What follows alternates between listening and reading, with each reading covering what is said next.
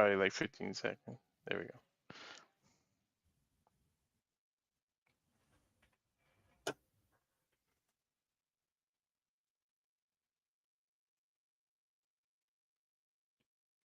What is going on, everybody, and welcome to another Simply Reliable Studios watch-along presentation, this time for GCW Game Changer Wrestling Hit 'em Up. This is a simulcast as we've got this going along, as well as House of Glory going on high intensity on a separate stream. But for the GCW call, it is I, the Renegade of Wrestling, J.J. Williams, joined by Mr. Reliable Walter Cruz. And man, the hits just keep on coming. We just got done with the WWID showcase. We had about an hour break, maybe about 45 minutes. And now we are back to keep the action coming, to keep the professional wrestling coming. Like I said, we've got a double feature going on, as over on the House of Glory side of things, the He-Man James Hebert and the Wrestlefish Ryan will be doing the call for that. But here in the land of GCW, it is Mr. Reliable. Walter, how are we doing? Long time no see. Yeah, right. About an hour ago. I'm doing fine. Looking forward to this. Back to the regular rules of GCW, what it's known for, the gender matches and stuff. So looking forward to the regular GCW. It was a tame WWEID GCW people, but tame rules. Now it's back to what they're known for. Yep, and they're known for a lot of different things, man. Like I don't like trying to put GCW in a box. A lot of people try to put them in a box and just, they're hardcore wrestling, they're extreme wrestling. No, they're way more than that. They're intergender wrestling, they're tag team focused, they're athletic, they're technical wrestling. I'm not going to sit here in front and act like they don't have the hardcore. One of their championships is the Ultra Violent Championship. So they definitely have those elements, but that's not all they are. They are more than just hardcore. They are more than just extreme. And I think that's why I've gravitated towards them so much, because they do remind me of that original ECW, the 90s ECW. And even though I came into that game late, as they were getting their TNN deal, I loved it for everything that I could consume from it. Yeah, they were the melting pot of professional wrestling. They got a little bit of everything for everybody. Mm-hmm. Well, speaking of that, I was going to say, speaking of that, let's get into it. Yeah, I was going to say, let's start running through some of these matches, because we got a lot. Whereas the last show, there weren't as many matches. We've got 7 matches plus an appearance. And I don't know, man. Look, something in the pit of my gut tells me this appearance is going to set up a match down the road. I don't just see the Hardy Boys showing up just for the sake of showing up. I don't think they're going to have a match tonight, because this weekend is SummerSlam, and there's still something in my gut that says that they may show up SummerSlam Sunday for the TLC match, whether they're active participants or they come out to do commentary, since they are pioneers of TLC. But GCW Homecoming is coming on August 23rd and 24th to their home base, the Showboat in Atlantic City, New Jersey. And I could see their appearance here tonight setting up a match with YDNP for Homecoming. Hell yeah. And you never know, with with travel issues that we saw otherwise, if somebody couldn't make it, they probably would get some kind of impromptu, just a little, sub 5 minute thing to showcase the artist. Who knows? But yeah, YDNP might interrupt them or something, setting up their match that they're gonna fight, and the Hardys stick around watching it, and then we'll get something announced for the future. But I can see it. I don't think people of that caliber just show up just to say hi and bye. But then again, AJ did it on TNA, so we'll see. But it is a Exactly. homecoming. Mm. Exactly. And let's not forget that at some point tonight, and I don't see the graphic loaded in here, so let me load that one real quick. You might have missed one. Mm. But at some point tonight, there is a match where there are mystery opponents, or mystery partners, I should say.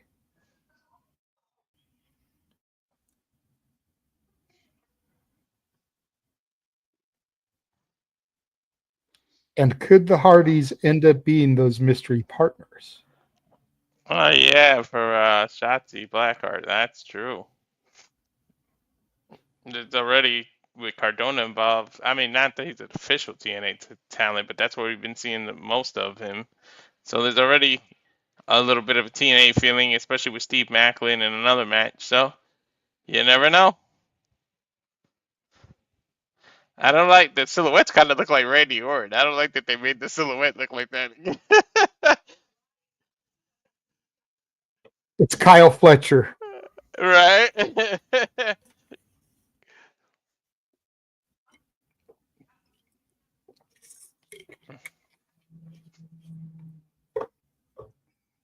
What's up, Wesley? Uh, I love how he introduces himself each time, like his avatar doesn't show his name there. yep. Oh man. Uh, Gotta I'm love trying to think. Wesley, though. Yeah, I'm trying to think of who else could they be. I mean, there's silhouettes of men, but they could be women to back her up. It could be It anyone. could. Yeah.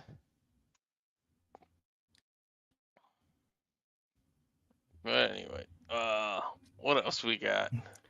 So we got this one. This was added last night.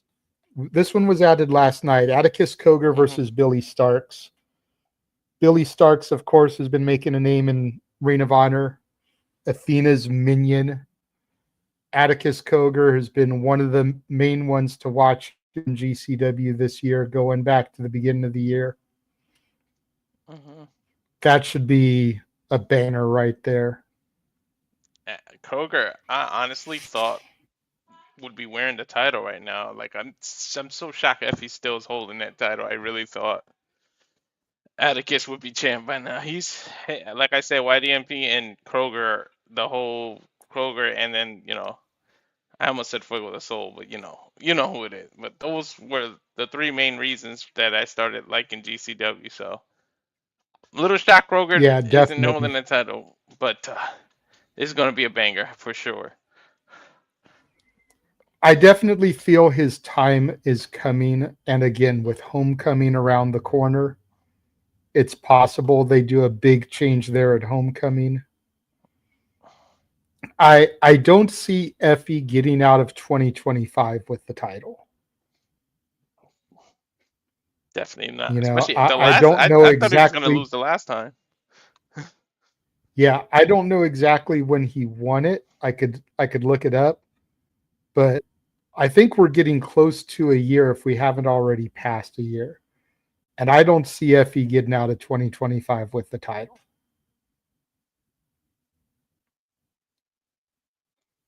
Definitely not. Let's see. Speaking of Effie, I know it'll Mhm. probably be the main event, but we've got Effie defending the title against Crowbar.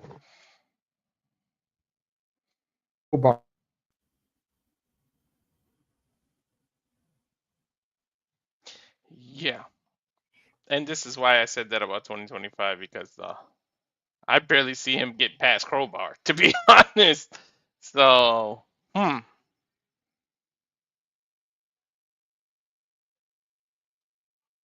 I'm a little iffy on Effie trying to continue his reign after And for,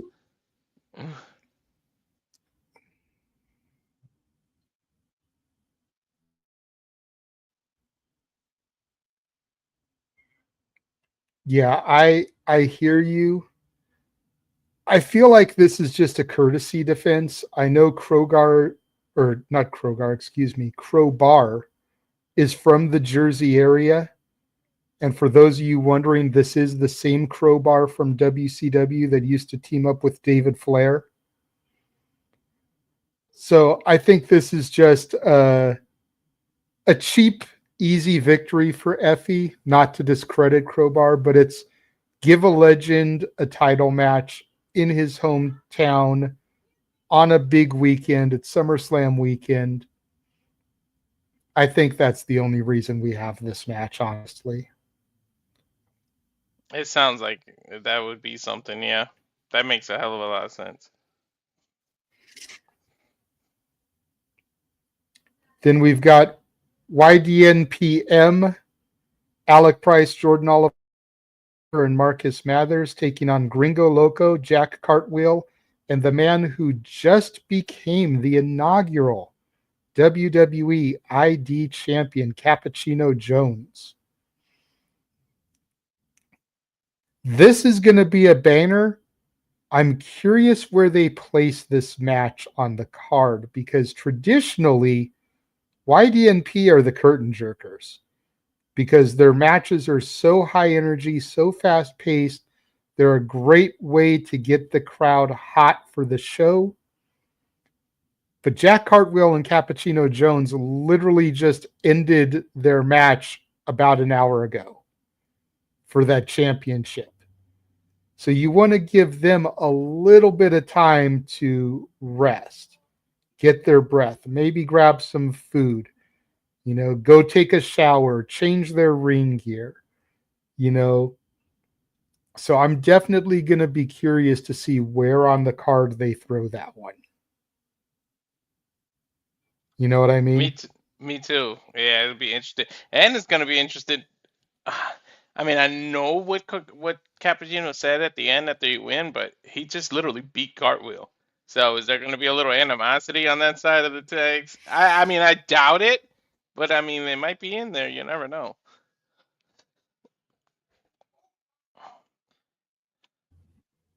It's the old what was it? Can they get along thing?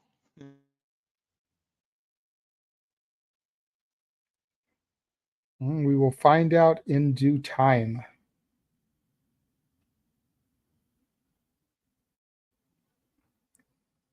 He's here.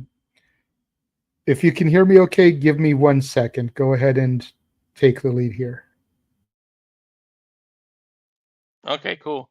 Um, then I'll go from there to what think you talk about bangers.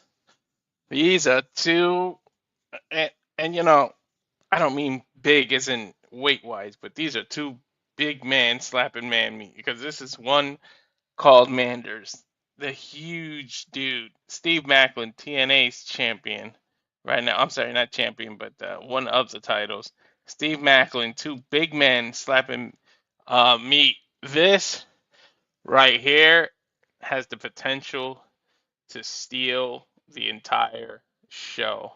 Now, you said the other one that you were curious where they place it. I'm real curious to know where they place the one called Manders match because they might steal the whole night. These two men are gonna go at it, and it's gonna be hard hitting.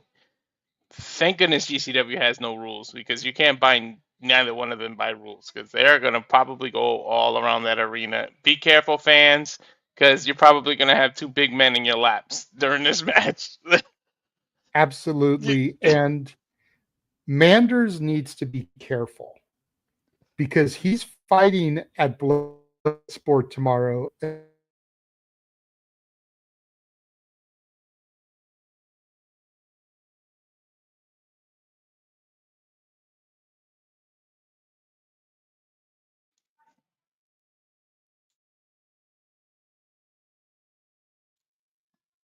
Yeah, definitely be careful because you have Bloodsport, which are two back I to back. believe he's taking on Eric of the War Raiders. Oh my God. Really? You give this man Steve Maclin and then you give him a War Raider after that, or the Viking Raiders, whatever you call it? Like, sheesh. Can you hear me okay? Yeah, I can hear you. Talk about the drawing the short end of the stick. He's got to fight Eric and Steve Maclin all in the same weekend. Either Good luck, Eric buddy. or Ivar, because both War Raiders are in action. Either way, um, good luck. That's all I'll say to that.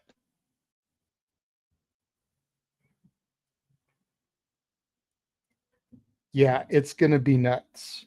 So he needs to be careful in this match with Maclin. You know, and then you want to talk about something that's going to be violent and hard hitting. Mance Warner and Bear Bronson.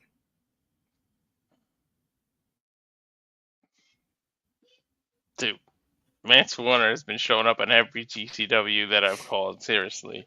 And we know his crazy ass and what he does in TNA, but when he gets in GCW, it's a whole nother side of him. So we'll see what little kid he messes with in the crowd, because he tends to do that. And then Bear might be a number one contender soon after that last match we saw him in. Those were two big man slapping man meet. But especially the way it ended, and it seemed like Bear teased like he wanted that title shot. We'll see what happens. But yeah, this is, I don't know who to pick. These two are gonna be going at it, and I know. My gut my gut is saying to go with Mance Warner because he's more of the regular to GCW. My Hmm. heart wants to say Bear Bronson because he's just kind of coming there and he could use a huge victory. Yeah. One thing I know, some kid is gonna get messed with because Warner has been doing that every GCW show. He's been chopped by a kid, messing with a kid, and then his opponent then for lets that kid chop him in the middle of the match. This shit is funny to me. Yeah, I agree.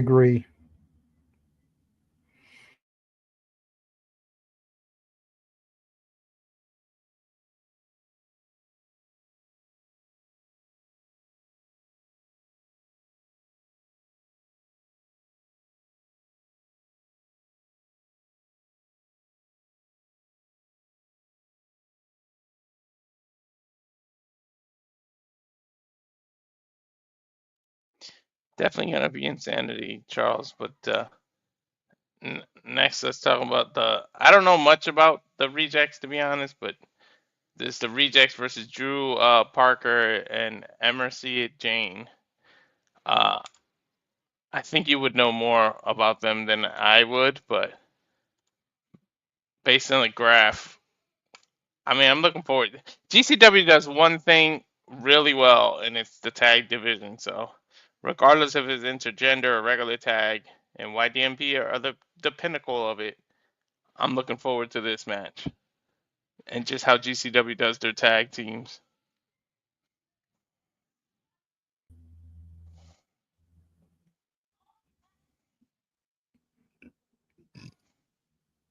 Where were we? I started talking about the rejects. Okay. Sorry. Yeah, and I said that you would probably would know more about this than them, but GCW, if one thing they do well, it's the tag division. So I know that that match should put on something. Honestly, I know nothing about them. Okay, so I'm not the only one. No, I've seen John Wayne Murdoch. I was telling you backstage, I've seen him in Tournament of Survival, but that was singles action, not tag action. I Mm, saw a little bit of Drew Parker on the Japan shows that they just did on Monday, Tuesday, Wednesday, but I've never seen him and Emersyn Jayne tagged up, and I've never seen Murdoch with his rejects partner. mm, So I know a little bit about two of the competitors here, nothing about their partners, nothing about them as tag teams. So this is going to be interesting because it's the one match on the card that I'm literally like glowing blind into. mm. But like I said, that sometimes that works in our favor because it gets us to be shocked and surprised, and I love it. Mm-hmm.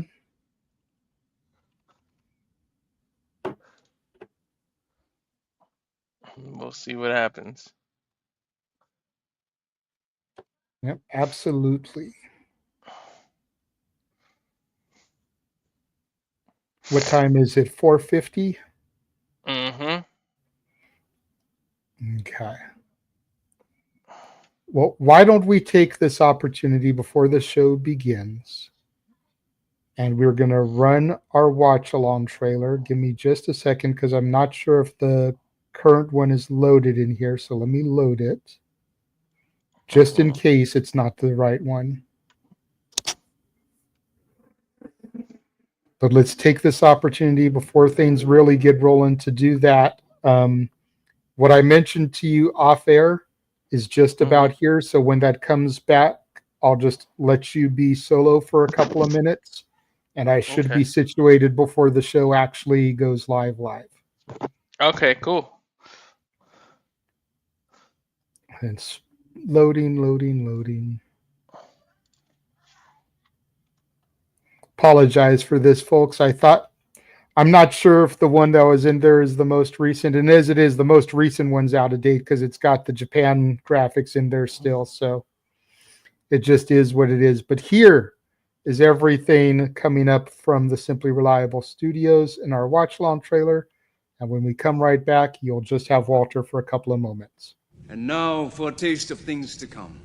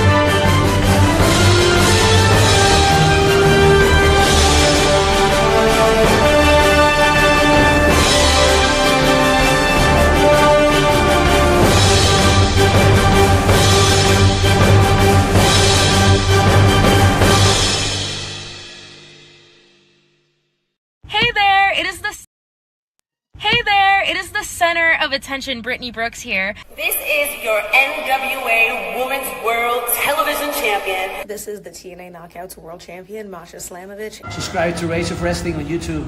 Póngase verde. You better subscribe right now ahora to Rage of Wrestling. Subscribe to Rage of Wrestling on YouTube. Everybody, make sure you subscribe to Rage of Wrestling on YouTube and get them to 200 subscribers. Let's go! Yes, please get me to 200 subscriber. But as always, we here at Super Reliable Studios believe in watch and bring to you all the professional wrestling and more. UFC will be returning. Me and James just got to get our schedules right. But yeah, so we got about 5 minutes to this GCW hit 'em up. I'm really looking forward to it, as JJ and I was discussing. So yeah, Charles, all the wrestling. So let us know in the comments what is a sleeper match that you guys think or can steal the night? Because I really think it's the Maclin. What's your main event? Because just because the industry puts on a certain match last doesn't mean it deserves to be the main event, or that's what people think is the main event. Because things are known to steal the night, and we've seen that plenty of times over and over. I'm just waiting for this to load up. We still got a little bit of 5 minutes, like I said. So let us know in the comments what you're looking forward to. JJ will be back as soon as he can. I wish I had the other trailer. that I can do. So we apologize that we had to do that. But folks, please, please, please, if you enjoy the content that we give, please listen to all those females and shout out to all of them that told you to please subscribe to Average of Wrestling. Have fun doing this. Uh, and I thank you for all of those who have subscribed, but I'm very close. A little over 30, I think it's 34 last time I checked, or 33 maybe. Subscribers away from reaching that 200 goals so I can get to Vegas and go to WrestleMania. Get out of my wife's hair, as she puts it. Especially now with this move. I made a big move from the East Coast to the West Coast. I am now in JJ and Jeff's neck of the woods. Well, opposite sides of the state, but still in Cali. So, and again, we apologize for the delay. Just winging it a little bit here, waiting for the show to start. JJ's got some personal things he took care of. So let us know in the comments. What do you? I almost stole Cody Rhodes' line, but what do you want to talk about? Charles saying I'm more curious about what the Hardys are going to do, or are going to do on this show. Me too. Like I said, they're legends in the game, and I don't think it's coincidence that they're just popping up here. Why would they show up? And it's like, what are they going to do? Just intro everything and leave? I think it's going to be more than that. So we'll see what they will do.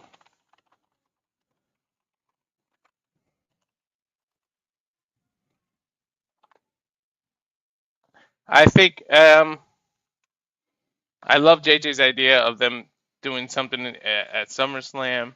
So they do got to be careful being involved in too many things, but we'll see if it sets up something with YDNP. I'm getting a warning here, a copyright warning, but then it disappeared. So I think I think I hit something. Just says GCF, get him up. All right, so 2 minutes and 40 seconds, and we will get there. But we were talking about the steal of the night. That's mine. One called Manders, and I need to learn to spell because I forgot an L and called. There we go. One called Manders.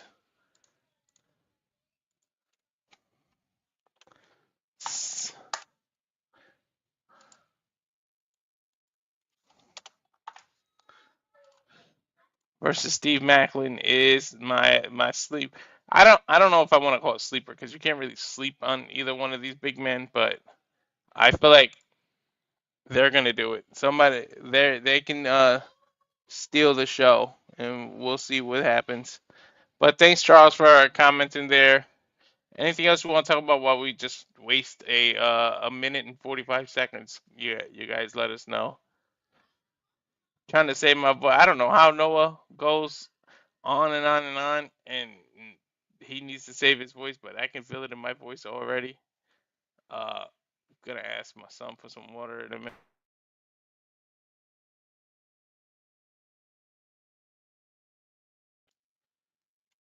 But I'm looking forward to this show. Again, sorry about the procrastination. Oh, you know what? He showed it for a second, but I don't think we talked about it. I don't know much about this, but we got another match we didn't talk about. It's Slade versus Dr. Redacted.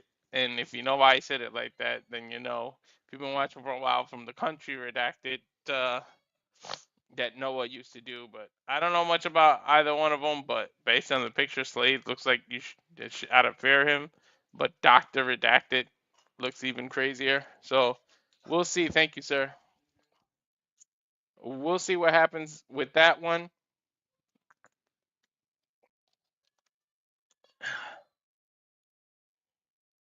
Definitely insanity, Charles. Definitely.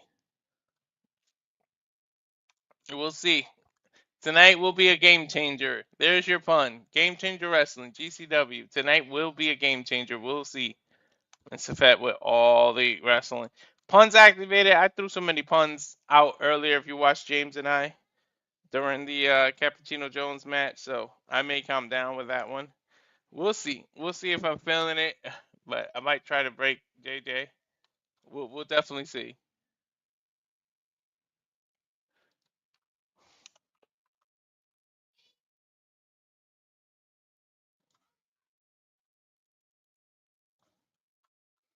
All right, it said the time ran out and now it says starts in 2 minutes and 14, 13, 12, 11 seconds. It did it to James and I earlier where the clock was down under a minute and then it changed again. So we got 2 minutes and now it's 2 minutes even. So then me and JJ when he comes back will sync up and go. Minute 50 left. I think they're getting everything. I'm hoping. I know wrestling is card subject to change. It happened earlier tonight, but that it seemed like only one talent that was advertised wasn't able to make it. So we'll see. And now the clock just changed to 3 minutes and 50 seconds. I'm thinking something's going on in GCW. I think since we got 3 minutes, I'll run that trailer one last time. JJ probably be back by then, and then we should be back on the other side because games GCW just changed. I don't know if those of you watching along on trailer, but it literally went back up to 3 minutes and 25 seconds after it was under a minute again. Yes, Effect. No spoilers on either show. If you're watching one show or the other, we like to watch all the wrestling separate. We're doing simulcast. Obviously, we can't keep track of what the other show is doing because we're focused on one. So please, please, please. This clock is going all over the place. Technical difficulty for GCW. It literally just said 32 minutes, and now it says 2 minutes again. I don't know what GCW is doing. Uh-huh. Let me know in the comments if that happened to you, because it literally just went from 2 minutes to 32 Based minutes. on the app, it looks like you're at my old address, which is 15450 Nisqually, off of Nisqually and 11.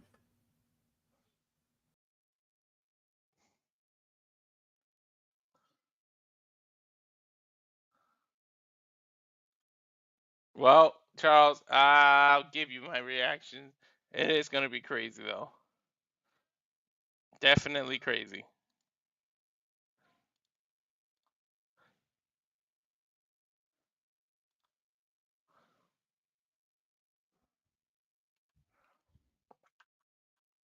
And sorry I got quiet, folks. I really don't know what happened. The clock started over again, and I'm just trying to figure it out. So you know what? I am gonna run the trailer one last time, and then we'll be back. And hopefully GCW gets their thing together. But we'll be back. And now for a taste of things to come.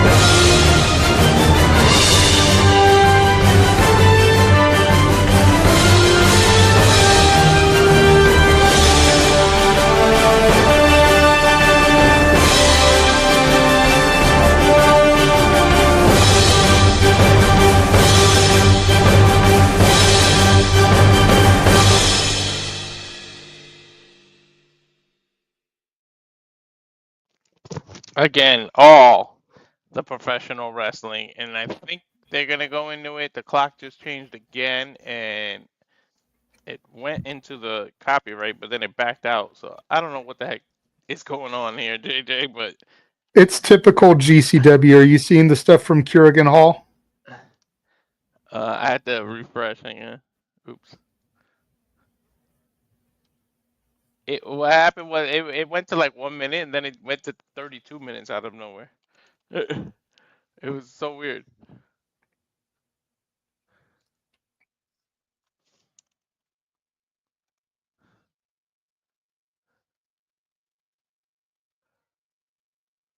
What are you seeing? Nothing yet because the computer's refreshing. Gotcha. Alright. Well, technical difficulties on the delivery driver's end, so he's not here just yet, but he'll be here momentarily. So Alright. I'll have to leave you again here once he gets here. That's why I only have one headset on. I've got an ear open so I can hear the door. Okay. I'm getting it's showing Tokyo. Mm-hmm.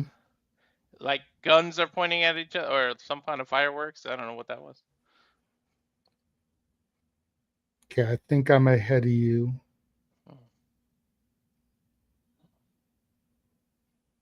So I will pause it once this video package is over, and then you let me know when it ends for you. Okay. I'm trying to figure out who the song is because I recognize the voice. Okay, I went black. The video just ended for me. The word "the" is on my screen. Okay, you're ahead But of me now. I paused it Last on the word "the." Outlaws. Yeah. Now what are you seeing? Same thing as you. I forget his name. With a title getting held in the air, but I forgot the Okay. guy's name.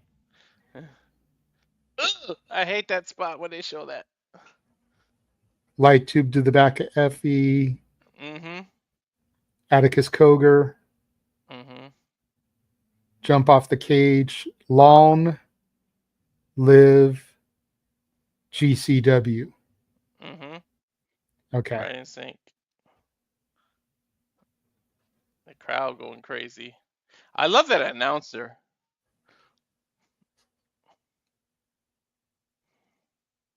I was telling James that the announcer just looks like some dude they took out of the crowd. It was like, hey, you want a job? Right? He just looks like a fan, and I love it.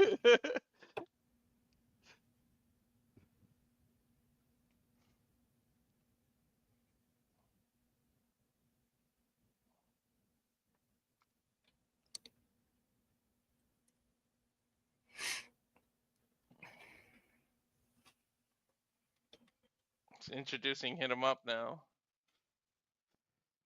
See who starts. Trios bout set for one fall.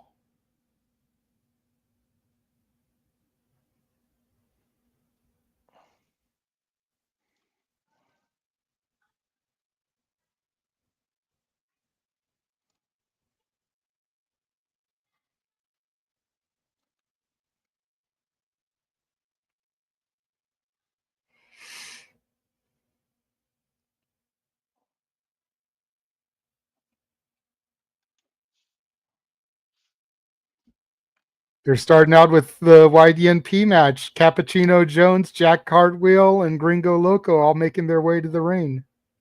You said that they typically are the openers, but I'm shocked that they did that. Yep. Cappuccino with his WWE ID championship holding up as he drinks his cold brew. That's what I was curious about, if they were gonna actually show that. Okay, now, as much as it's going to suck for James, you just did all the coffee puns. I don't feel like we should recycle them here this quickly. I know. I said that. I said I might get serious. I was telling Safet that.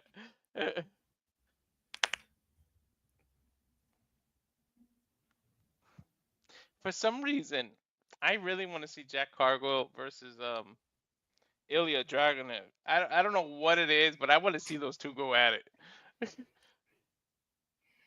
I think it's just the fur coats in their entrance or something. I don't know what it is, but I want to see Ilya versus Jack Cartwheel. I think that would low-key slap. I'm not going to lie. Yeah. And now here comes YDNPM.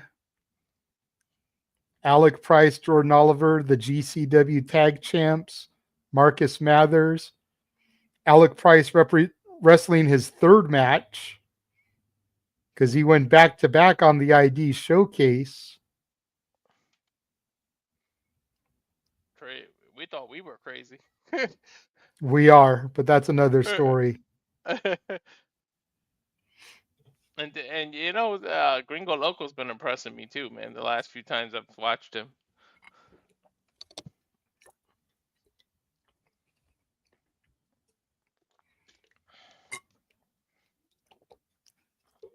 Especially when he does that crazy like spinning split leg moonsault that he does. It's just impressive for a man his size.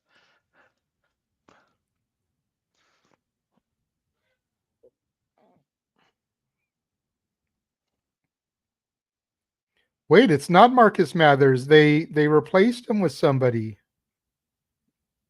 Oh yeah.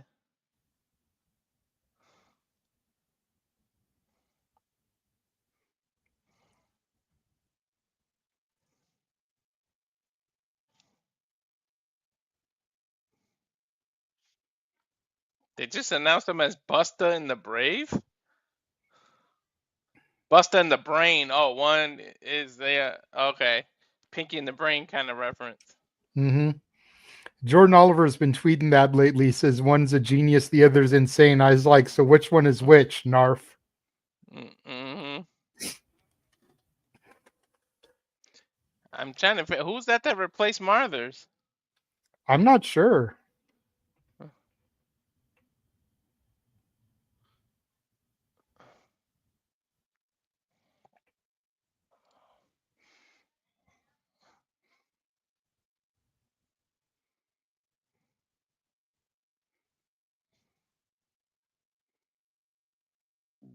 Nah, if I was Cappuccino or Cartwheel, I would make sure Gringo starts, man.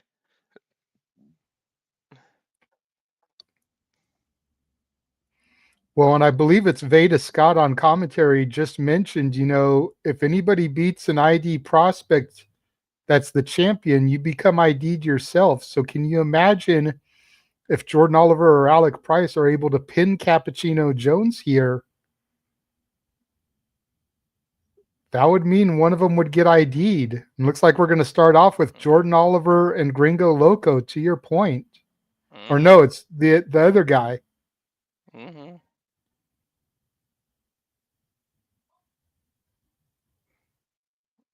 The crowd are split. I think his name is Teriyaki. That's what it sounds like they're saying. It does. Mm-hmm. I can kind of see it on the side of his gear.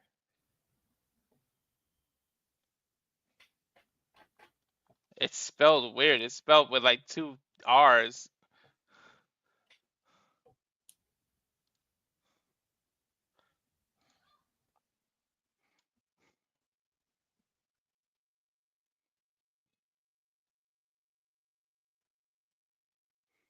Look at that. Gringo Loco just took a page out of Jack and did a cartwheel out of there. Reaches to shake their hand and they shook hands. This crowd is very much split. Sounds like they're chanting both these guys. Mm-hmm. Now Jordan Oliver going to go toe-to-toe with Cappuccino Jones, the newly crowned WWE ID champion. Is he a lefty? He's standing unorthodox. Shoulder tackles. Cappuccino gets the better of Oliver here. Off the rope, nice rollover. Into a chop from Oliver. Irish whip sends Cappuccino into the corner. Nice twist into a head scissors there by Cappuccino Jones. And a standing drop kick from Oliver takes down the new champ. Damn, Cappuccino almost flew across the ring after that drop kick. Dude almost flew into the opposite corner. That was a hard drop kick. Double team maneuvering here now by YDNP. You know, Cappuccino's got to be exhausted, but YDNP fought previously as well, so I don't know if it's quite the same advantage.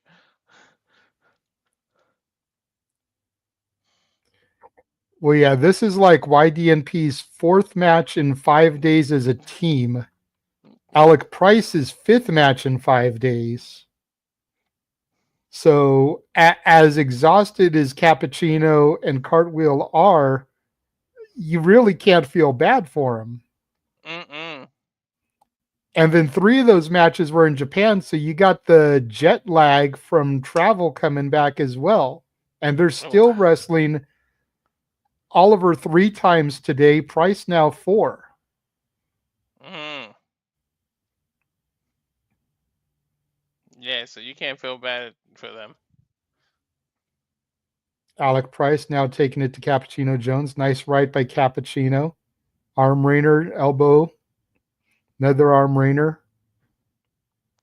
I wonder how many fans got double tickets for like the whole day. Oh, I'm sure. I'm sure there's quite a few people that just bought for the entire Summer Smash weekend that they're doing. Mm-hmm. Because keep in mind, after this, there's a JCW show that starts at basically midnight our time. Oh, yeah, that's right. 2 count there from Cartwheel onto Alec Price. I'm so glad you put me Cartwheel on going the in there Cartwheel. for the shoulder submission.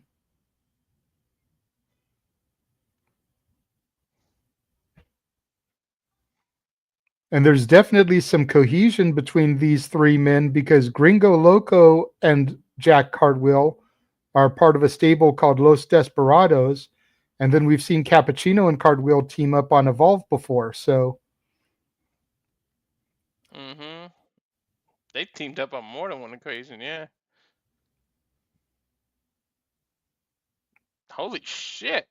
What a move by Girngo Gringo goes for a Loco. pinfall, gets a 2 on Alec Price. I didn't even know what you call that. That was cool. Girngo with control gets the tag to the WWID champ, Cappuccino Jones, who then immediately tags in Cartwheel.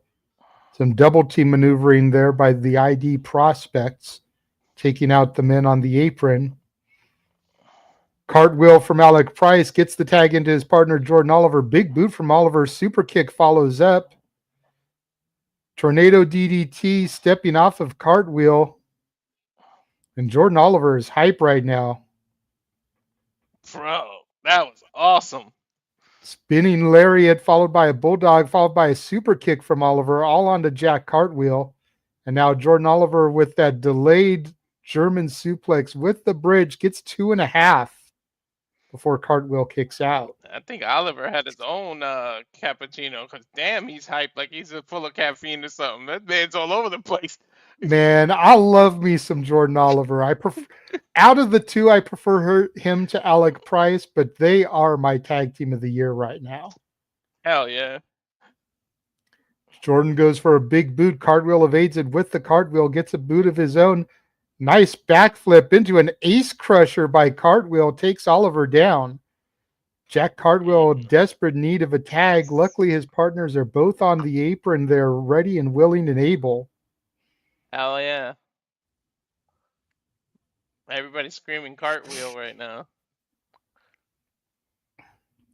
Cartwheel gets the tag to Gringo Loco, who comes in, knocks Teriyaki off the apron, assuming that is his name. Yeah, it is, yeah. Irish whip reversed by Oliver. Handspring back elbow by Gringo Loco takes 1/2 of the tag champions down. See what I mean? People his size should be doing that shit.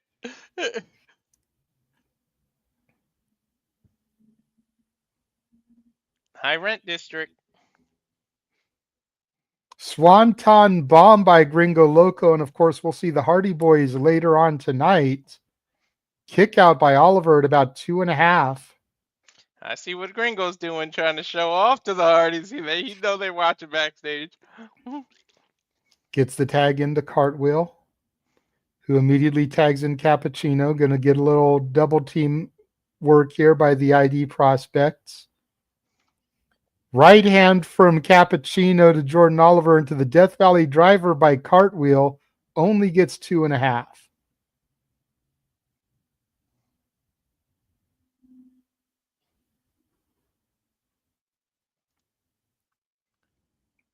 Cardwheel now looked like he was going for a German standing switch. Oliver tags in Teriyaki. Springboard Swanton off the top rope takes out the ID prospects. Up and over goes Cartwheel, but Cappuccino catches him. Teriyaki off the rope into an ace crusher, into a reverse neck breaker. Jumping in Seguri from Teriyaki to Gringo Loco. Dude, it's hard to keep up, man. There are bodies everywhere. Super kick from Loco, drops Teriyaki.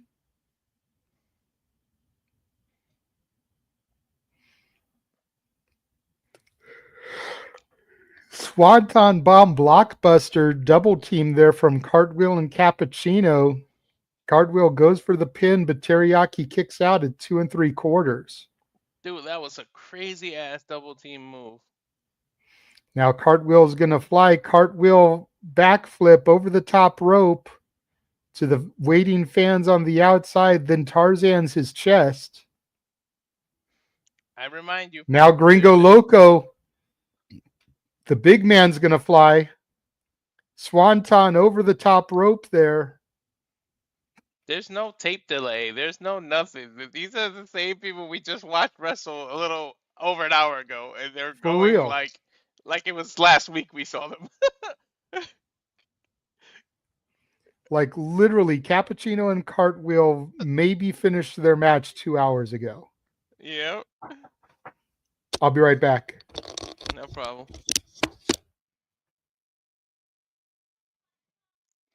Teriyaki able to avoid that. Gringo and Teriyaki are both on the rope. Uh-oh.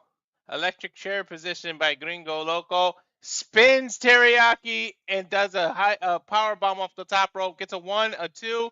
Alec, I think it was Alec Price who was able to break that up.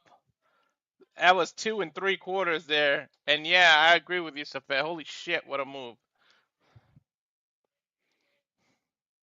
I think it was both Grace and Oliver that were able to break it up.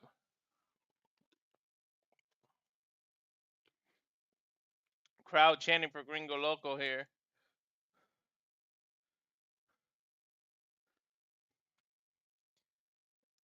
I mean, I think we're dead even right now. Anybody's match, we're at a stalemate right now. Cappuccino, the ID champion, coming in, grabbing Teriyaki. Nice forearm across the jaw. Sits Teriyaki in the top corner. Meets him up there. Dangerous territory here. Has him in a superplex position. Let's see if he can get him. Superplex! But he holds on, rolls over. And now Teriyaki turns it around, reverse. Oliver in, big boot to Gringo Loco. Loco with a spinning kick. Oliver with a clothesline that flips Gringo Loco over. Price is in there against Jack Cartwheel. They're exchanging kicks here. Super kick by Oliver. Cartwheel bounces off the rope, flips. And a clothesline from hell by Price turns Cartwheel inside out. Crowd on their feet screaming GCW, and I concur. We take a look at the replay here. Look at this clothesline here. Boom! All 4 men down. There's nobody in the corners to tag. I don't even remember who's legal. It's hard to keep track right now.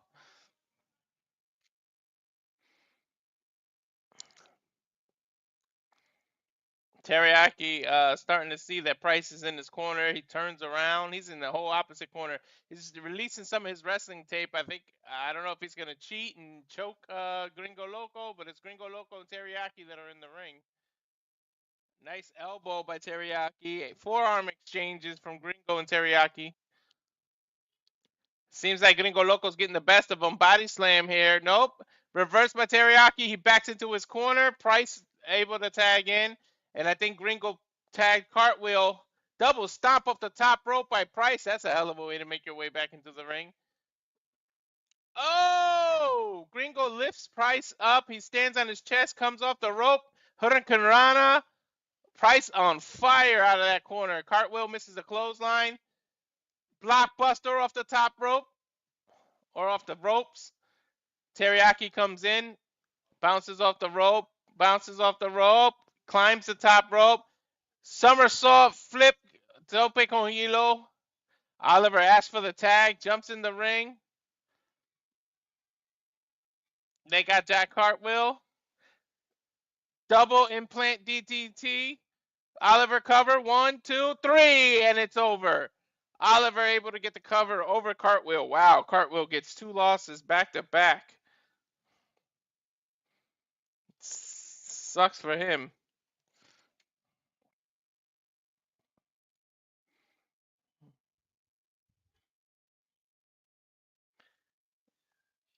Sucks for Cartwheel, but a sudden match, a double impaler DDT ends the night for Jack.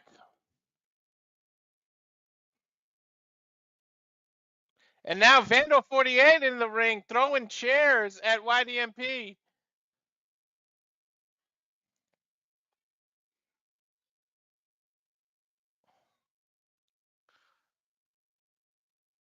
Vandal 48, pounding the chairs on the ring, waiting for Oliver and Price to get up. And here's the Hardys, I think.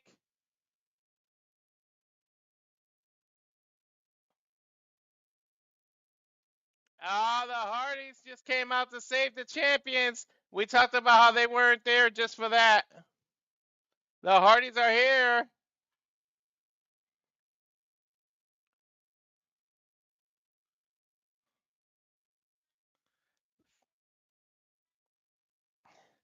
The Hardys have arrived. They're in the ring against the Vandal 48 right now, asking them, what are you doing with those chairs?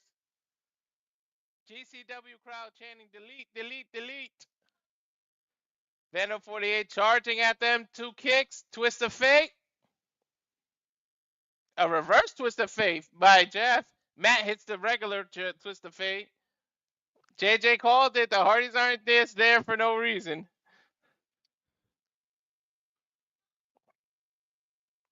So they clear the ring of Vandal 48. They shake hands with YDNP.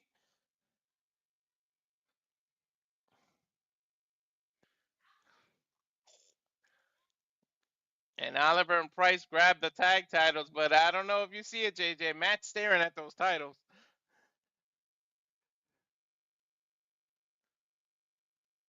I see it. I think Matt's asking for a mic. Yeah, he's got the microphone.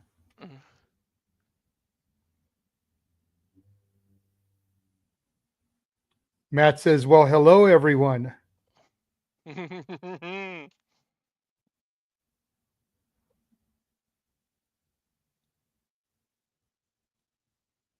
an absolutely wonderful evening to be in Game Changer Wrestling, doing a little bit of the broken voice.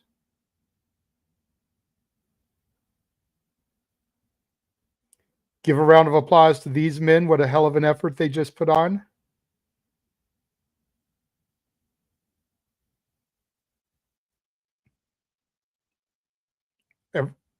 Ever since I stepped foot in GCW, I've liked what I've been seeing.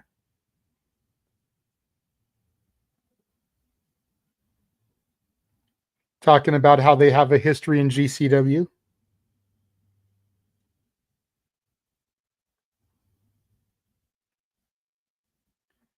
They've been in GCW as singles, but this is the first time they've been in GCW as a tag team.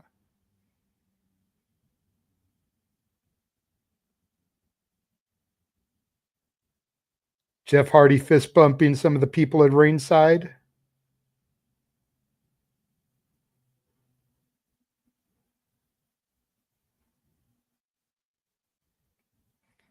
Matt says there's a few people in the back that he would not mind deleting.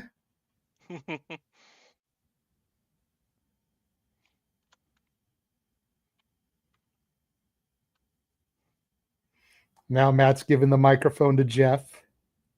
FYI, I still have a couple things I got to do, but I saw the graphic for the Hardys come up, and I had to get back here. I love how he called Jeff Nero. He didn't say Jeff.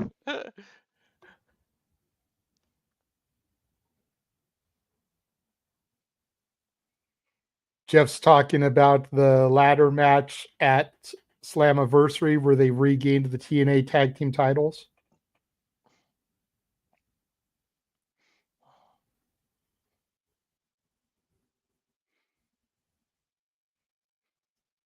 Thanking the fans for just being pro wrestling fans. You're welcome.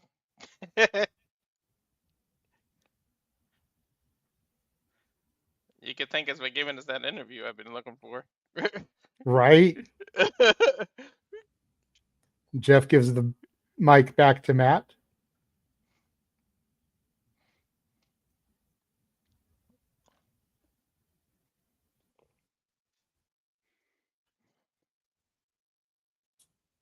Matt wants to apologize for any Dudley fans here tonight.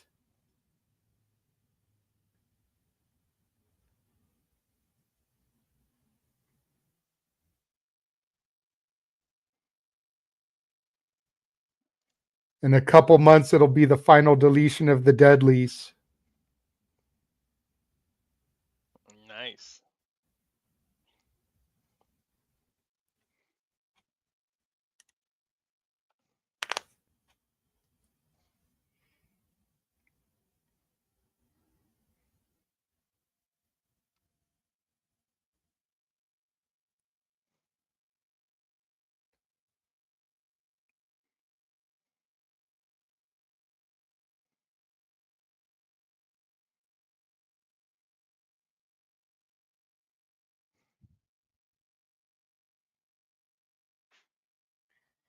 Wants to thank YDNP and Teriyaki, wants to thank Brett Lauderdale, wants to thank the fans because places like GCW are crucial for professional wrestling.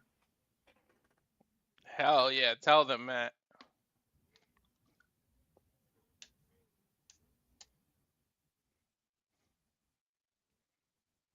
Thank you, Game Changer Wrestling, for your contributions to the industry.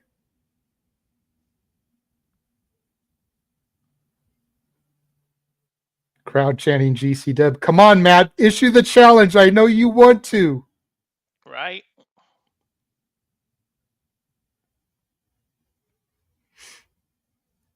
Enough talking. Let's get back to ass kicking in the ring. Yeah, because GCW usually has the good paces, the pacing. Teriyaki holding the ropes open for Matt. YDNP and Teriyaki taking a victory lap of sorts, getting the last pop from the crowd before they leave the ring. Poor Cartwheel had to take 2 falls, huh? See, I missed the end of the match because I was doing my stuff. Like the knock came, I got the food. I'm starting to put stuff in the fridge and the freezer here, so shit don't get bad. All right, video package. I'll be right back. All right. We see a chair. Oh, Shotzi just got hit with a chair in the back. I'm assuming that's Matt. Yeah. Oh no, that's when she got served her papers. Cardona, they got her holding her arm and they're running over her arm with her tank. Yeah, Cardona ran over her arm with the tank. Ah, man.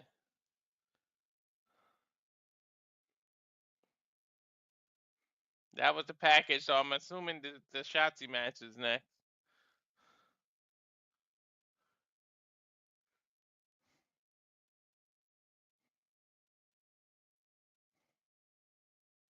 Nope, it's not.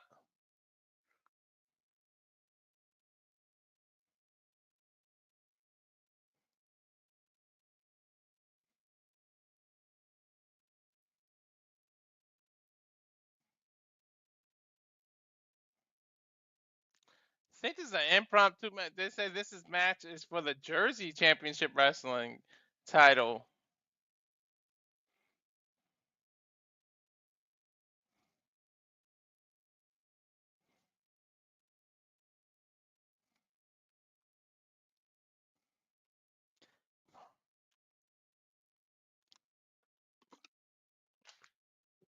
I'm hearing theme music, but I don't recognize it.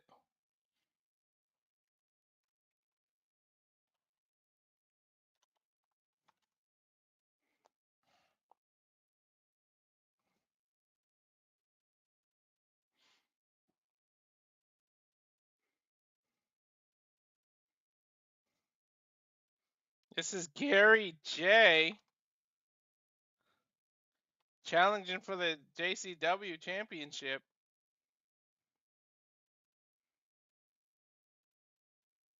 A little bit of an impromptu.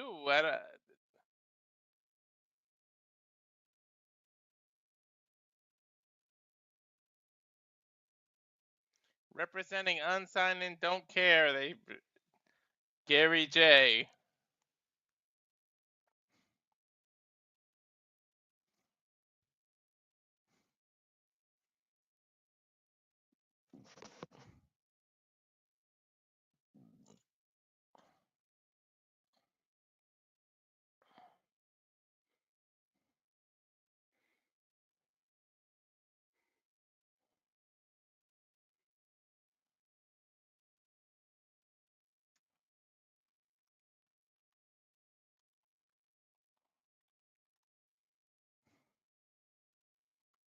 So, impromptu match. Masha, who, of course, is the JCW champion, against Gary J.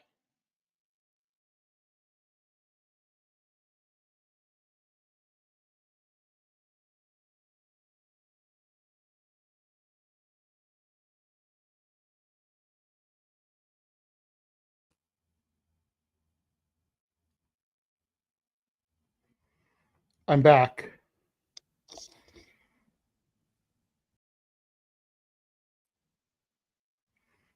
I'm back. Uh, this wasn't advertised, but we got a JCW championship match: Gary J versus Masha. Okay, cool. I know Gary J is fighting Matt Tremont on the JCW show that you and him are going to be calling on Sunday morning. So this gives you a little bit of a look at him before that. Collar elbow tie up to start things off. Masha down to a knee. Clean break.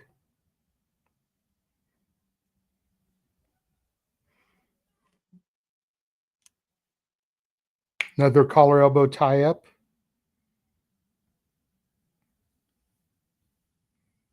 Masha able to back Gary J up into the ropes. Another clean break.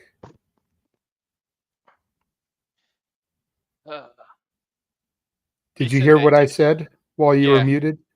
Oh, no. Okay, so this guy, Gary J, is going to be fighting Matt Tremont on the JCW show Sunday that you're going to be calling with James. Yeah. So it gives you a little bit of a chance to scout him out because I don't think James has seen him before. So you'll have some knowledge on him going in because of this impromptu match. I love that they call him Unsigned and Don't Care, or Unknown and Unsigned and Don't Care.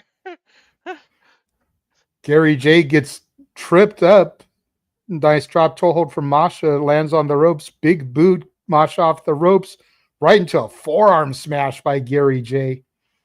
Gary J definitely the heel here, using some underhanded tactics. Suicide dive through the ropes. Takes Masha out on the outside. And then smacks the ring apron to try and get the crowd hype. He looks like Sami Zayn aged. That's what Gary looks like. No, you know who he looks like? Necro Butcher. Yeah. I think Necro has like shaved his beard off now though, but like if you go back to 2005, 2006, 2007 Necro Butcher, that's what he looks like. Mm-hmm. And what's funny, I said older Sammy, and he's probably younger than you and me both. Right? Big running boot from Gary J right to the mush of Masha. Try saying that 5 times fast. Mush of Masha. No, you'll sit here and do coffee puns for 20 minutes, but you won't sit here and even try to say mush of Masha. Mush of Masha. See, you can't do it. There you go, James. I got him back for you, bud. Ooh, nice chop to the chest of Masha. Ooh. Dude, Masha be taking some hits. So the one thing I didn't factor in, and luckily I was able to make it work, the size of the freezer in the mini fridge is tiny as hell. Oh yeah. Because I grabbed some frozen stuff for like breakfasts and stuff, I grabbed like Yeah. some microwave breakfast sandwiches and some like Hot Pockets, and then I got a box of taquitos. Yeah. So I was only able to put the box of taquitos in there, and then I had to open everything else. Thankfully, each one is individually wrapped, so I was able to stack them in there. Mm-hmm. That's the thing about when the hotels, they're always so tiny. It's all good though. I made everything else work. Like the room in the fridge, I got all my sodas in there because I ordered a 12-pack of soda. Almost 2 3/4, almost 3 whole sodas filled this up. So the other wow. 9 went into the fridge. I put the sandwiches that I bought for lunches in there. So everything else was good, but just that freezer stuff, I thought I'd have a little bit more freezer room than I did. That's how it is with them hotels, man. That's why when we go to Vegas, and we are going to get to Vegas, damn it, I believe 34 more subscribers. I believe we will get there. So when we get to Vegas, that's why we're getting an Airbnb and we're not getting a hotel. Hell yeah. Because an Airbnb will have a legitimate refrigerator. And with 4 of us, we need a legitimate refrigerator. Hell yeah. Especially since me, you, and James are fat and Noah eats like a fat man. Right? It's like, I don't know where he puts the food that he eats, but he eats like a fat man based on the pictures he's posted. He puts it into us. He somehow transfers it. Rising knee strike from Gary J right to the face of Masha, and then a stomp to the back of her head. Apologies to the fans for diverting from the match. Should have waited until the commercial break, or the hype video break, I should say. There's not commercials on these shows, but You could have broke Masha's nose right there, man. Some people might think that's an improvement. I know a lot of people that think Masha Slamovich is ugly as hell. And while she may not be as conventionally pretty as a Tiffany Stratton or a Jade Cargill or a Bianca Belair, she's attractive in her own way. She's attractive to me. The fact that she's willing to do this to her body is attractive to some people. Hell yeah. Then again, she's Russian. She don't give Gary a J shit. gets on his shoulders. She weasels down. Nice side belly to back suplex. Damn. I think Gary might have landed on his head right there.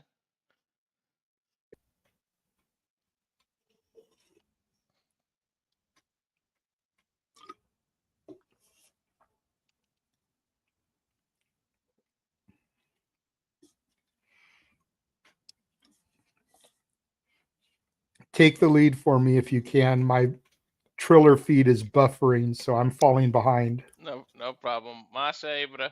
Gary's like tucking his head through the corner. Masha punching it through. Ooh, forearm to Masha. Exchange. Ah, he's biting her hand. What the hell, dude? Headbutt by Masha. Headbutt exchanges now. Now I've got Gary J. Looks like he's climbing up to the top rope. Yep, that's what he's doing slowly. Okay, cool. So we're back in sync. Yeah. He's got Masha by an arm. He definitely has some evil intentions here. The same hand he just bit too. He's grabbing. I missed the bite, thankfully.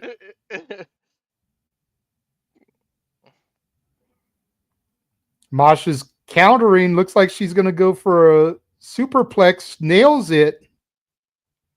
But what did that do to Masha? She can't capitalize. She can't get over to Gary J for the pinfall. She's writhing in pain. And even if she could get to Gary J, he's right there at the ropes, and he's got the long limbs. Look again at that superplex. Oof. Oof. Masha back up to a vertical base. Gary J up to a vertical base. Big boot as Gary J tries to charge in. She slides under him. Double up kick. Rising knee strike. CM Punk style. Roll through. Yakuza kick from Masha. Bounces off the rope. Spinning Sidekick there. Rolls Gary J over, gets one, gets two. Gary J kicks out. Little shocked that he kicked out, to be honest. I'm not. Yeah. I forget Masha's finisher, but I know that's not it. So I'm Yeah. not surprised he kicked out. Well, she's got the snowplow and damn, what the hell did she call the other one? Requiem? No. Gary J in the corner. Kick to Masha's head. Looked like he went for a sling blade off the top rope, hooks the leg, gets 2.5 on Masha. Masha kicks out. Mm. Could you imagine if Gary J picks up the victory here? Would the match against Matt Tremont be title for title then? Almost by default, right?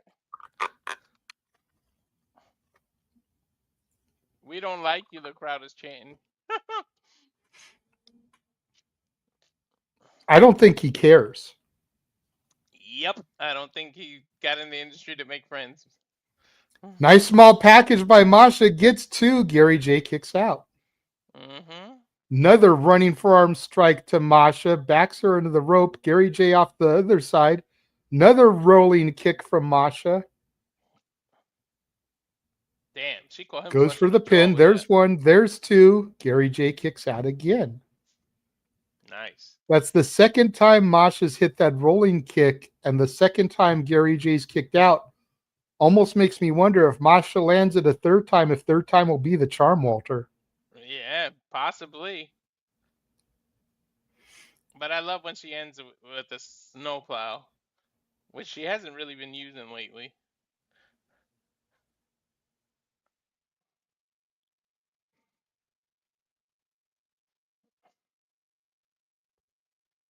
Both competitors trading rights while they're on their knees on the mat.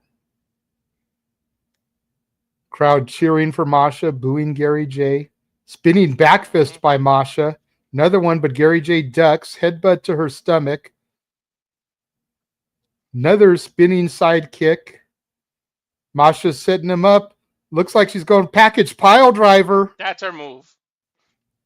1, 2, 3.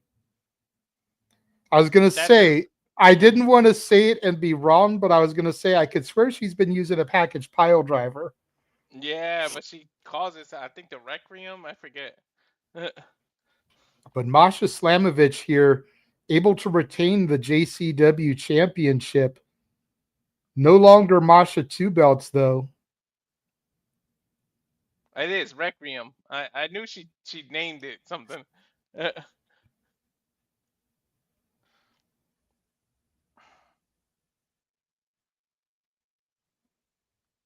I was gonna say, dude, I didn't have a graphic that whole time, but it was because it was an impromptu match.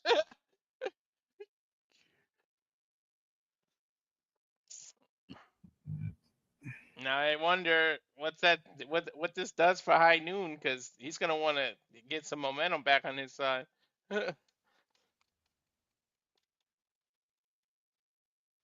I'm getting a video package now. Yep.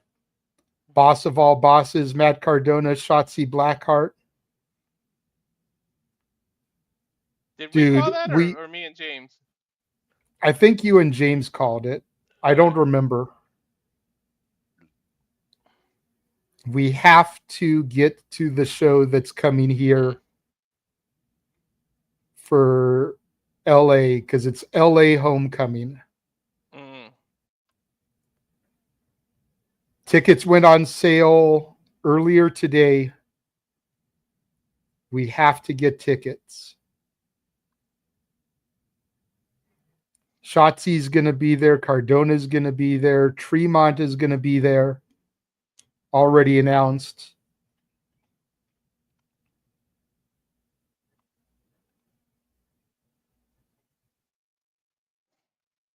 Now, you know what? Maybe me and you did do this, because I remember the Garage Beer sponsorship. Mm-hmm. This might have been All In Weekend, which would Yeah, have been me and you on the call. Because that was the other Hog show that James and Ryan did.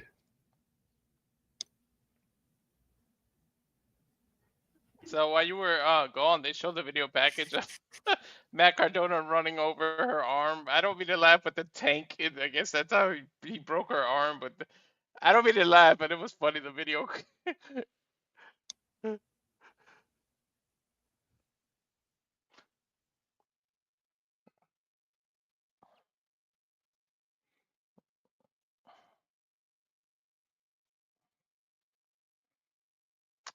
Hopefully this is, because this is the second time they showed the video package involving them.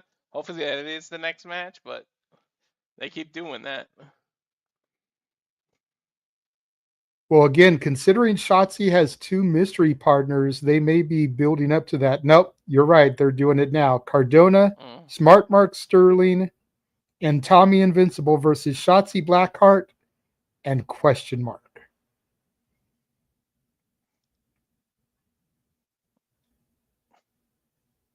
Hope they save it. Let her come out second so we get some pops for the mysteries. Oh, they will. They'll have Cardona come out first. And if I remember the videos that I've seen, because I've seen a couple of like Cardona's action figure videos, I believe Smart Mark Sterling is a business partner with him in his major figures line that they do.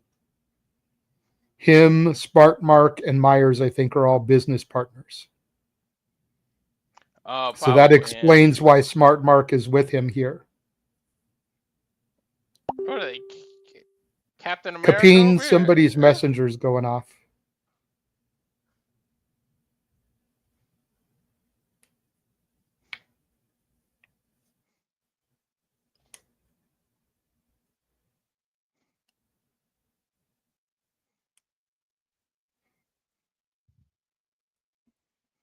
I like Cardona's outfit. I'm not going to lie.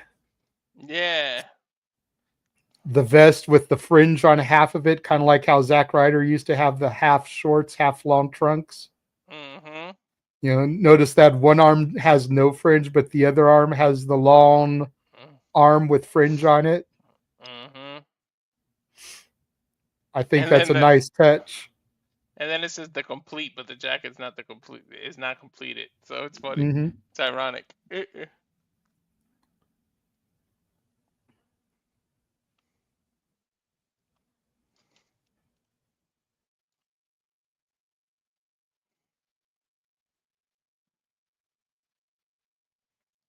GCW fans taunting Smart Mark Sterling.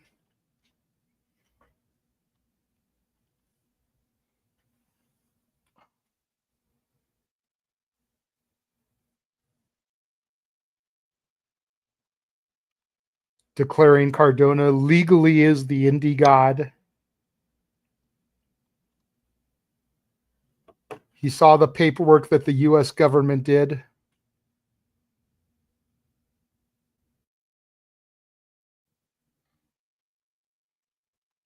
Oh yeah, because and now the indie god has something important to say. He's given Cardona the mic. What's that, Walter?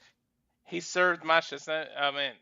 Wow, he served Shotzi those papers to make this match.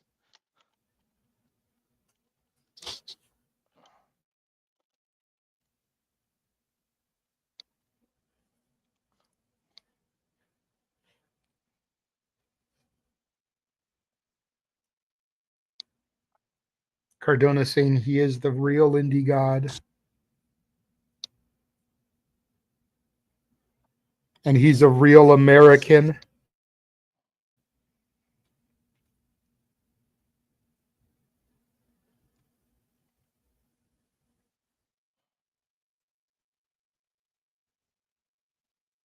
Well then, the GCW crowd chanting F you uncensored at Cardona.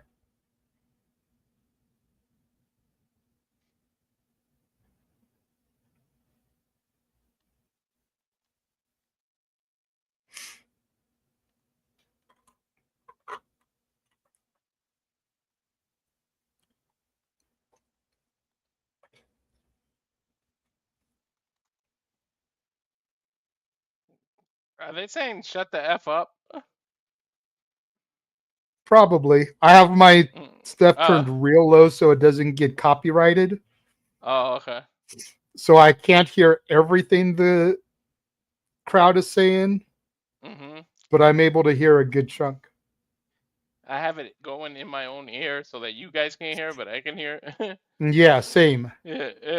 Same. It's in my headset, but my headset Hmm. also has the microphone. So I don't Yeah, have it too exactly. loud because I don't want it to get picked up on the mic and get rebroadcast.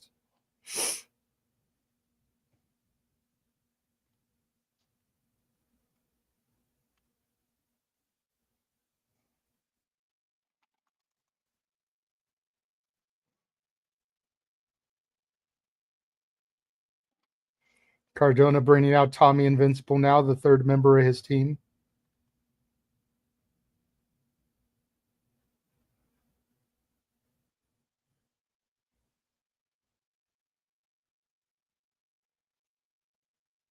I love. That's what I miss about going to indie shows. I love that they use real songs and stuff. I wish that Mm-hmm. bigger companies can do that.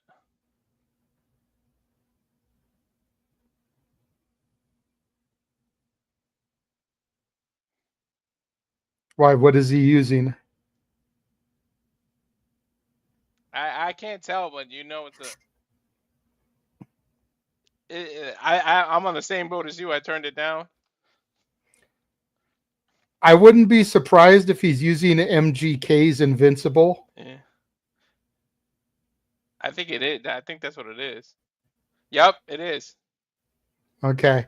I'll have to add that to my GCW playlist then because I've been trying to make a playlist of all the GCW themes. So it's got Manders, Wanted Dead or Alive on there. It's got Separate Ways for Tremont on there.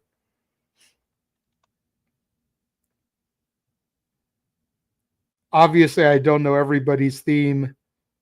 And a lot of times Hmm. there's commentary or crowd over it. So I can't like Shazam or Soundhound it to pick it up. Yeah. But the ones that I can figure out, I've been adding as I get them. So I'll make sure to add MGK Invincible for Tommy Invincible.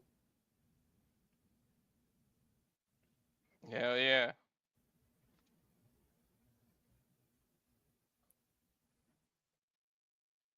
And here comes Shotzi, the ballsy badass. She's part of the reason I really want to go to the show in September because I want to tell her the story about how the last indie show I went to, which would be the truth, I haven't been to an indie show since that one, was one of the last ones she did before reporting to the Black and Gold NXT in 2019 before COVID. Yeah.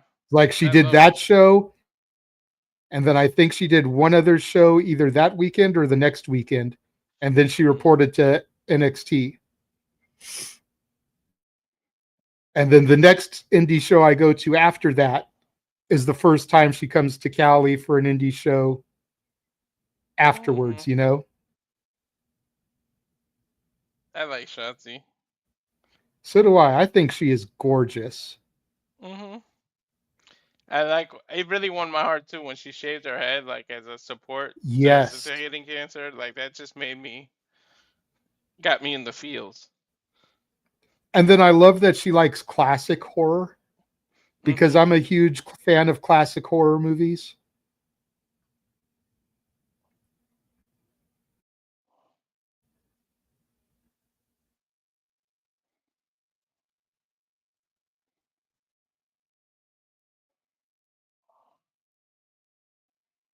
The crowd is chanting for Tommy. Is she teasing Tommy?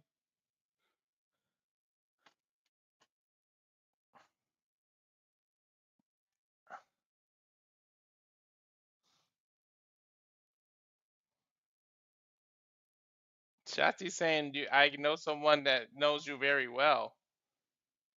And he says, play her music. So it's a she.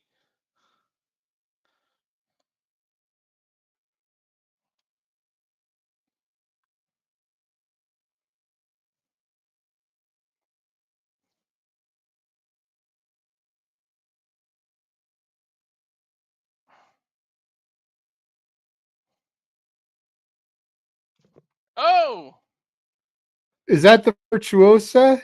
I think so. It looks like her. It is. It's Deonna Purrazzo. Long may she fucking reign. Oh wow. Shotzi said that she was Cardona's dog sitter before.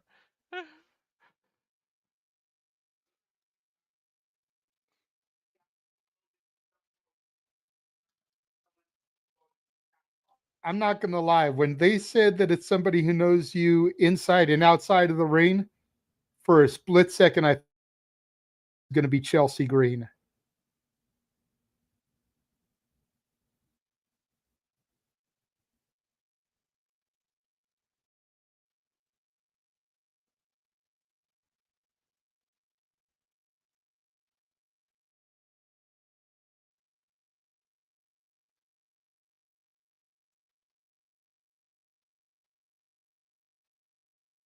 Yes! Matt Tremont. Cardona's going to die tonight. Uh, and they said that James was safe. Well, he is safe. He's not doing this call. Yeah, true. Dude, I am such a mark for Journey that it pops me every time I hear his theme song. Dude, the fact that the Japanese fans sang the whole shit. Right? Well, it's just like when WWE goes overseas and like the French fans and the Australia fans and the German fans are all singing along to like voices and shit. Mm-hmm. I mean, some countries, that's how they learn English, is the American music. It's true.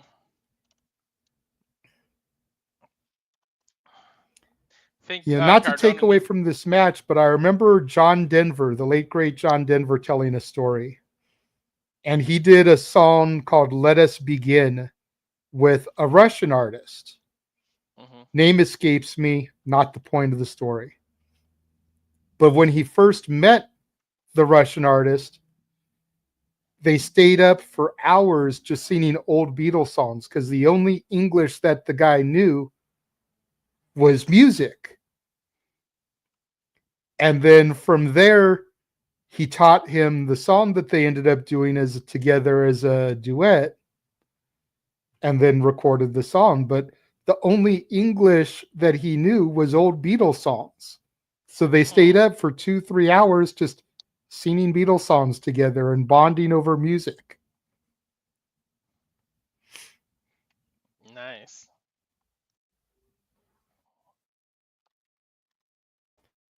Now a smart Maclin. Collar elbow tie up. Matt Cardona might have to wrist lock applied by Sterling. Purrazzo rolls through. he might have to start a GoFundMe for his funeral here.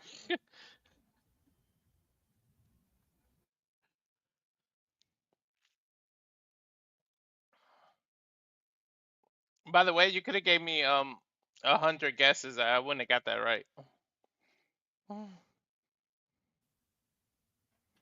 What's that? I had a for a second. Oh no, I said you could have gave me 100 guesses. I wouldn't have got these two. Right? All right, I fast forwarded back to live. Purrazzo in control here. Standing switch on Mark Sterling. Sterling trying to reach for the ropes. Nice back elbow to the head of Purrazzo. She backs into one of the corners. Smart Mark arrogantly struts over.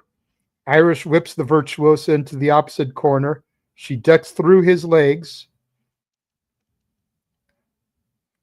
Nice takedown there by Purrazzo as she goes for an armbar. Smart Mark crawling to the rope, gets his arm out, gets the rope break. Purrazzo has to break the hold. Finally does so.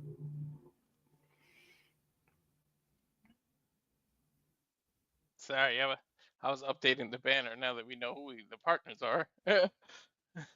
No worries. And now Tommy Invincible coming in for the heel side.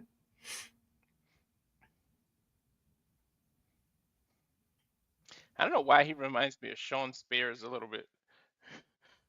The bald head, the beard, and the tattoos. I totally see it too. Don't even front. I totally see it too. Tommy Invincible looks like he wants some of Matt Tremont. He might I don't know regret if I that. would want to call in Senior Puss Bubble.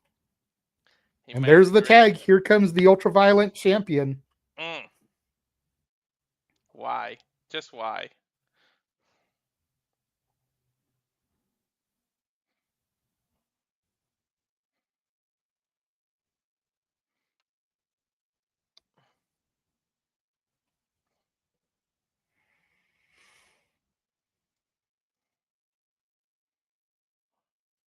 Tommy tries to chop Tremont there, and it doesn't even phase Tremont. It actually hurts Tommy Invincible. Crowd now chanting, "You effed up." Now going for a scoop slam. Can't even get Tremont off his feet. Tremont scoop slams Tommy Invincible for his trouble. I'm glad Tremont is getting to have this type of match here. For lack of a better term, a comedy match. Maybe he won't bleed too bad. That's true. Stinger splash to Tommy Invincible and Mark Sterling.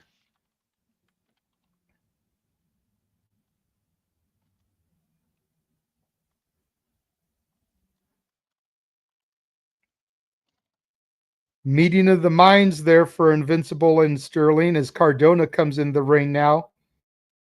Tries to blindside Tremont.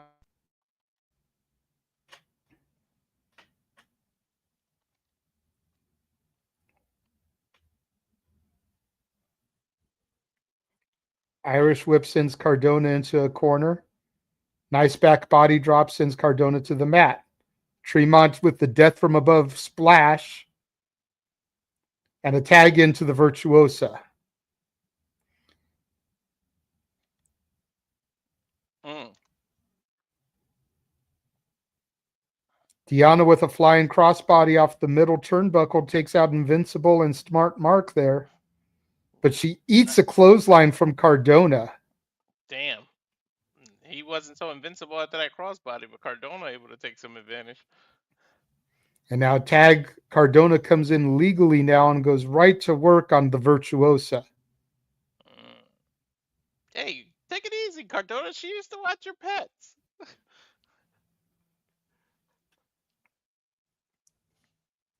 Well, she probably still does every Wednesday night at least. Right. Because And then if you she get ain't the doing the joke, fuck then you else. get it. Yeah. Straight up forearms to the chest of Cardona by Perazo. Irish whip sends Cardona. Oh, reversal from Cardona sends Perazo back first into the opposite corner. Hard. Goes for the pin, Good. hooks the leg, gets two. Kick out by Deanna Perazo. Capine. I think he put a little oomph in that throw when he threw it in that corner. Smart Mark Sterling looks like Eminem in the Without Me video. Mm-hmm. You still hearing the messenger thing? I muted it. It may have been a different chat. No, I muted the whole site so that it Oh doesn't. yeah, I heard it though. I heard kaping. That's freaking weird.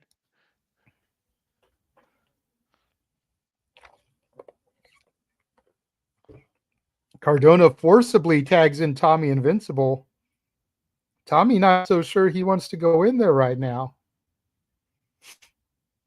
Oh, maybe I had to. There. All right. Maybe I had to mute what I'm sharing, and then it won't do that. Tommy Invincible looks like he's calling for something here. He's got the "I love you" in the air.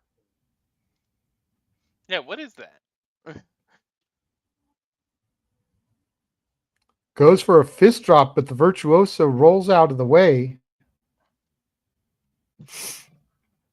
Smart Mark.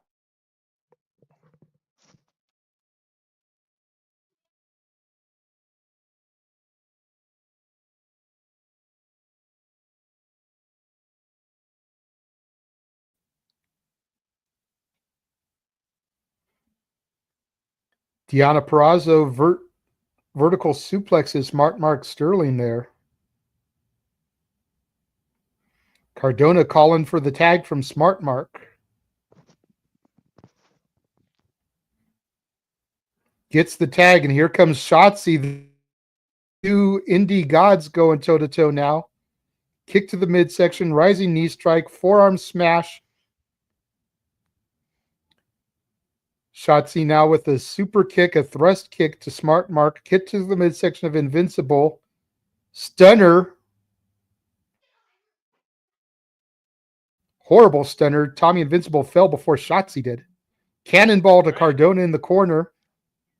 And now one for Smart Mark. I think that was a botch. She going to get Tommy Invincible too? Cannonball to Invincible.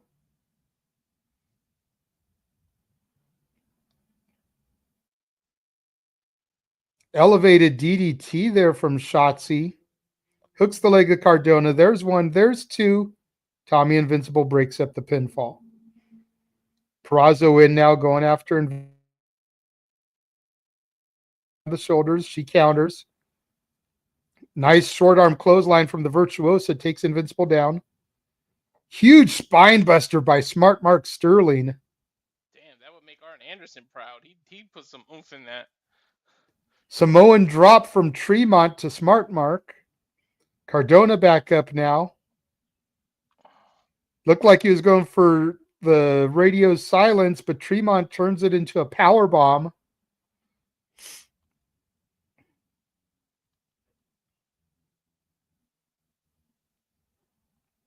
Shotzi's got a chair. Cardona ducks it. Chair to the head of Tremont. Cardona rolls Shotzi up, gets the 3 count, and this is over. Cardona just stole it. That was a little sudden for me.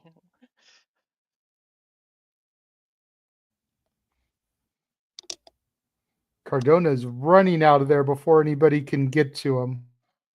Can you blame him? No.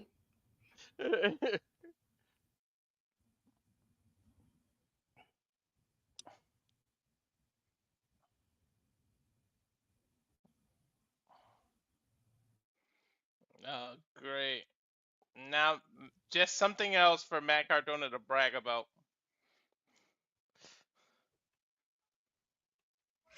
Pretty much.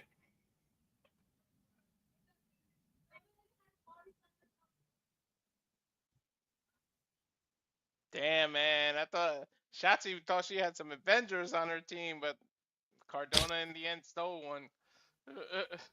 Well, she did have some Avengers, but even the Avengers lost Infinity War. That's true. And now we're going to a video package here. Some more footage from Tokyo. Give me 1 second. No problem. GCW. You know what? Let's take this opportunity to run our watch-along trailer. And I should be back as soon as that's done. I was just thinking about that. All right. And now for a taste of things to come.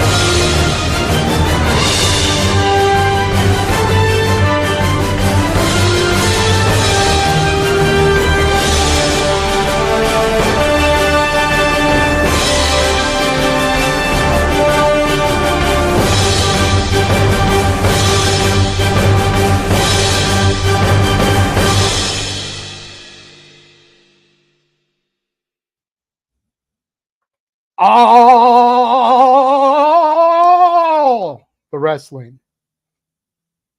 And more. And Nick, the show's good so far. Thanks for you covering GCW and these Japanese shows. You call these with James. Yes, yes. Nick, I cannot wait to hear you elaborate tomorrow on Shenanigans about the Japan shows. I've gotten through the first 2 nights. Don't know if I'll get through night 3 before Shenanigans tomorrow, as there's so much content to go through and watch. But yeah. Thank you again for everything you did on those Japan shows, bruh. That's the great From thing about. what I'm seeing so far, this show is a better representation of what GCW normally is, as opposed to what you saw in Japan. So I apologize if you got GCW at their lowest, because this is a phenomenal episode so far. Hell And yeah, you're a part of the family now, sir. You're welcome on Shenanigans any Saturday. You're free. And especially since this week, we're going to be kind of talking about the shows that we've covered, you know, from the Japan show to the ID showcase to this, House of Glory, which James and Ryan are doing now, Bloodsport tomorrow, and night 1 of SummerSlam. We're going to kind of go over all that stuff. And since you were there in a huge part of the Japan shows, I want you there to kind of talk about it. So yes, you are an official member of the Simply Reliable Studios commentary team now, Nick. Welcome. And this should be a low-key banner as the one called Manders takes on Steve Maclin. And again, you have to say the whole name. The one called Manders. It's like a pimp named Slickback, a tribe called Quest. You have to say the whole name.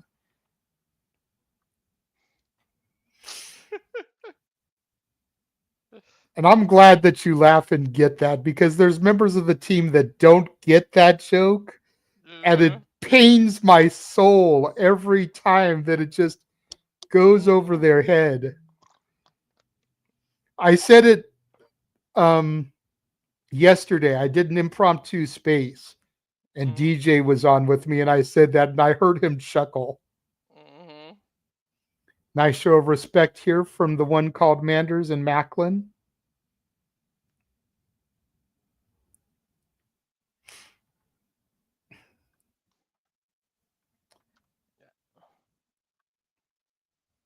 This is going to be something.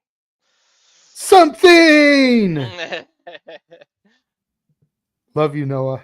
Collar elbow to start things off. Both men looking for the advantage.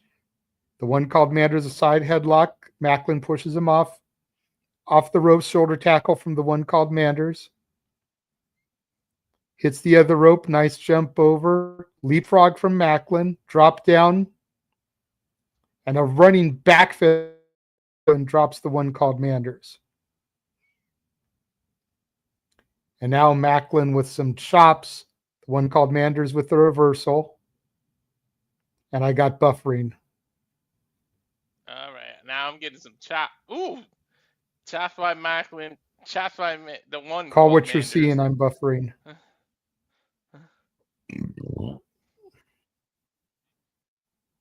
Oh! Power slam by Maclin. Cover 1, 2, kick out.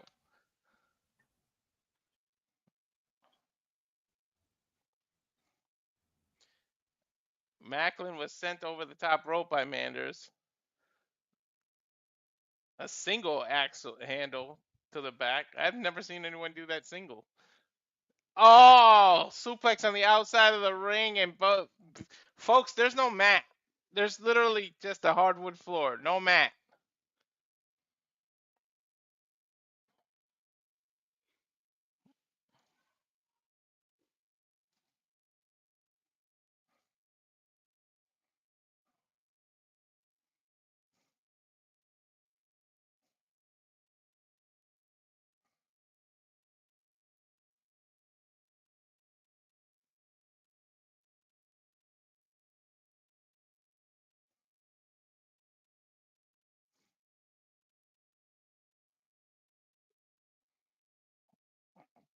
Oh my God, that was a hard hit.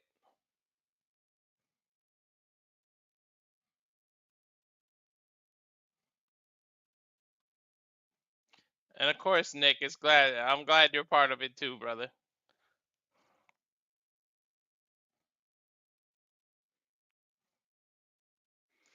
Oh my God, these chops by Maclin, you can hear it. They're at the bar.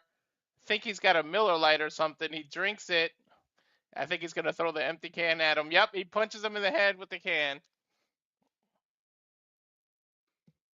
And now the one called Manders drinks the rest of the beer and spits it in Maclin's face.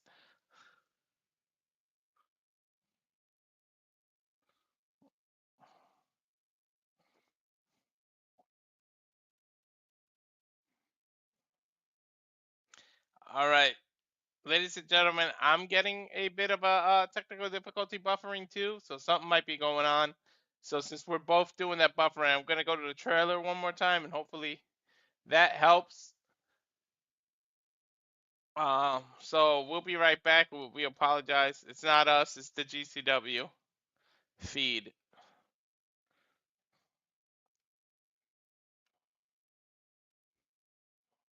And now for a taste of things to come.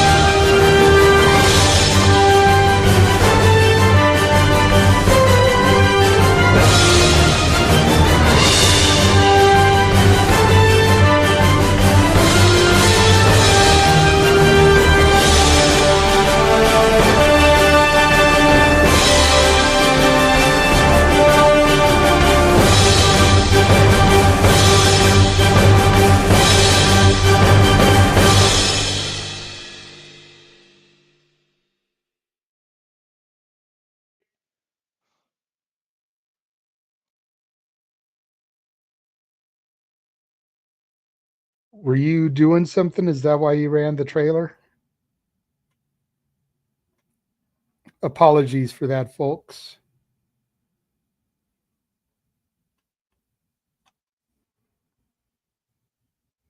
A little bit of technical difficulties on my end. Maclin runs in, nice clothesline to the back of the head of Manders. Manders draped over the corner here. Maclin goes for another one, another running clothesline to the back of the head of the one called Manders.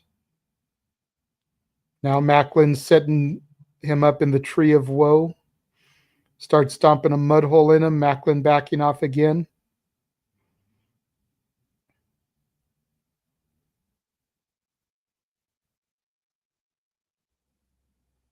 What has Maclin got in store for him here while the one called Manders still tied in the tree of woe position?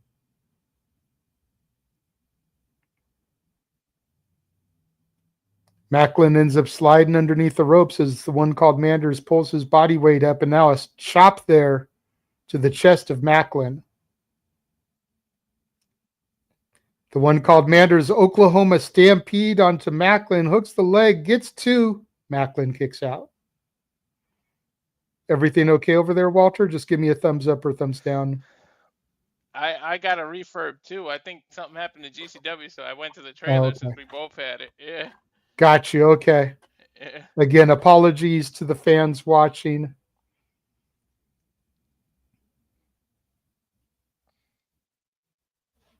The one called Manders looked like he was going for a moonsault. Maclin caught him, ties him back up in the tree of woe.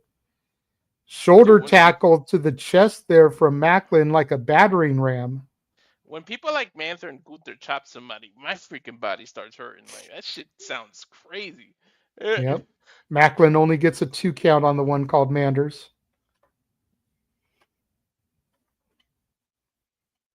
Yeah, apologies for the technical difficulties. It's been hot as heck here in California lately, and sometimes the heat messes with the internet and the power lines and everything. It's also windy in the IE where I am. Sometimes the wind messes with it. You know, welcome to California, Walter. We get rolling blackouts from time to time. Mm-hmm.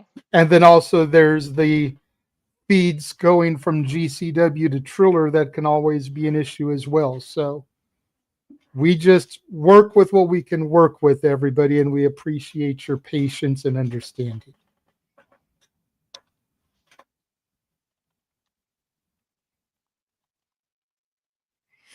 Maclin gets the one called Manders back to his feet. Has him perched up on the top turnbuckle now.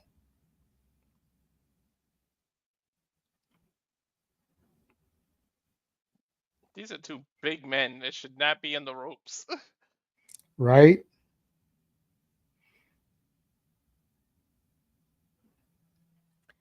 See, and Maclin is one of those that's like fit. You can see the muscles. Not to say that the one called Manders isn't, but Manders is more husky. Mm-hmm. Superplex from Maclin takes Manders to the mat. Then the one called Manders hangs Maclin up over the top rope to reciprocate here. Referee starting the 10 count.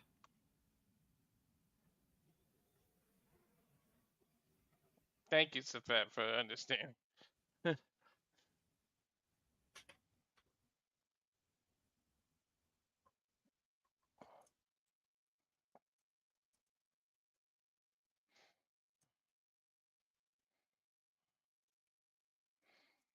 Bro, oh my god, these chops!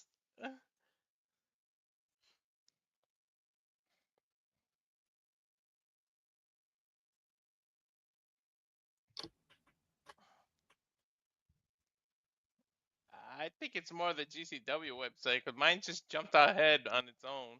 And I just saw a heavy collision between these two, and Maclin kind of throws the one called Manders over the ropes and then dives through like a freaking torpedo. Yep, we're perfectly in sync. Now Maclin throwing the one called Manders back into the ring. And a huge clothesline from the one called Manders just drops Maclin to the mat. Falls on top of him, but only a 1 count. Maclin is fired up. He says, no way you're winning like that. JBL would be proud of that clothesline. Shit.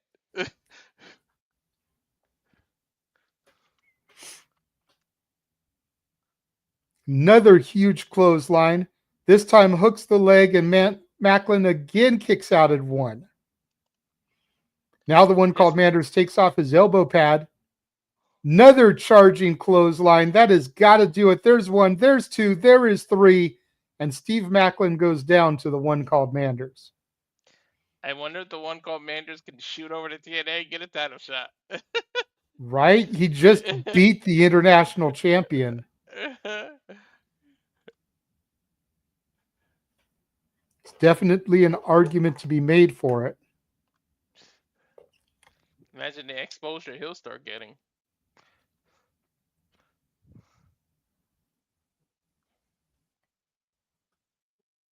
Want it dead or alive? Noah messaged me regarding predictions. Uh-huh. You know, letting me know that we get 2 picks for the TLC match, thanks to Aaron. And I told him, depending on what time this ends, me and you may do a run-in over there on Simply Predicting tonight. Oh, yeah. Well, it's good pacing. I think we only have 2 more matches left, I think. I think we have a little bit more than that. Let me check. The Hardys did that, did that, did that. 3. Bunch of matches. We've still got Slade and Rejects, Drew Parker and Emersyn Jayne, Bear Bronson and Mance Warner, and Effy and Crowbar. We still got 5 matches. okay. Maclin saying, "God damn it, Marcus Koger versus Miyu Yamashita from Tokyo." Dude, Mia. That was 2 days. This was night 3, so I haven't seen this yet. I know she's a kick machine. I can tell you that, man. I watched her match. That woman can kick. Dude, I love me some Miyu Yamashita. Mm-hmm. I can't wait to see this match in its entirety because, again, it's the one show I haven't seen yet from the Japan tour. Because, again, you see the date 7/30. They used the 31st to travel, and today is the 1st. Yep. So that was night 3. This is Kurrigan Hall.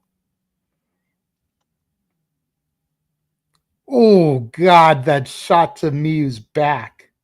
Hell yeah. And the skewers blocked. Atticus going for his signature skewers. God, I can't stand the skewer part. The only reason I like it is because it's a signature. You don't see him really use a whole lot of other weapons, just the skewers. Yeah. And then Miyu's smashing them into Koger's head.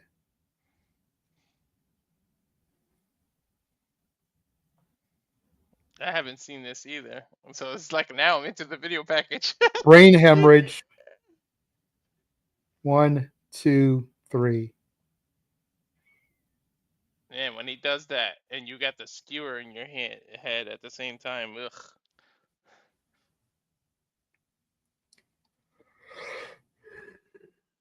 Mio looked like she Well, put a hell of speaking a of fight. Atticus, Mhm. Atticus Koger versus Billy Starks coming up next.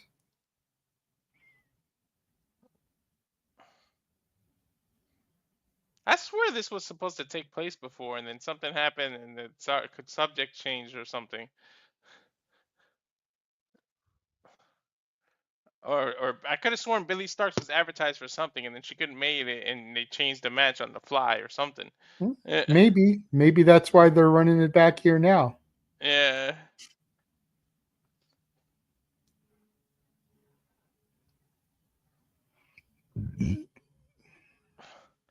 Dude, the Kroger brothers in general, they're on fire, man.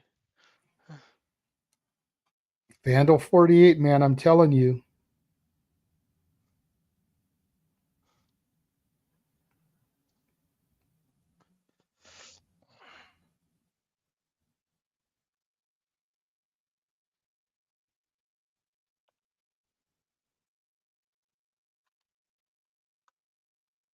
See, and I know he's more of a like metalhead, like rock type guy, but I'd love it if he snipped a little bit of Bone Thugs for his intro and just use that like Cleveland is the city where we come from, so run, run. Cleveland Oh is the yeah. city where we come from, so run, run.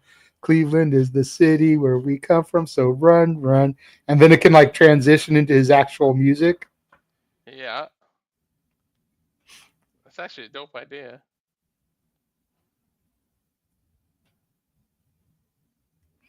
And here comes Billy Starks. And Billy, you know, if I'm being honest, her presentation in ROH and on AEW TV, I feel like it's been mid. But the stuff that I've seen of her in GCW and on the indies, I like so much better. I feel like this is more of who Billy Starks really is, as opposed to what Tony's trying to present her as. Yeah.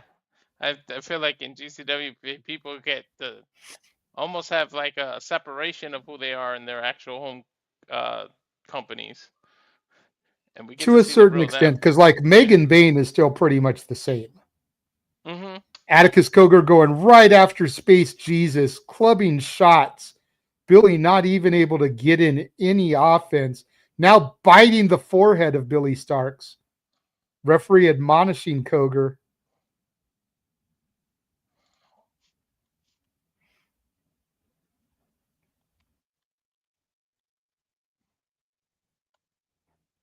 Crowd chanting F you at Atticus Cogar. Again, no censorship. I'm just trying to be polite here, not knowing who else may be able to hear me. Cogar charges in, back elbow from Starks. Nice up and over from Billy Starks. Throws her legs in the air, rolls Cogar up for a 2 count.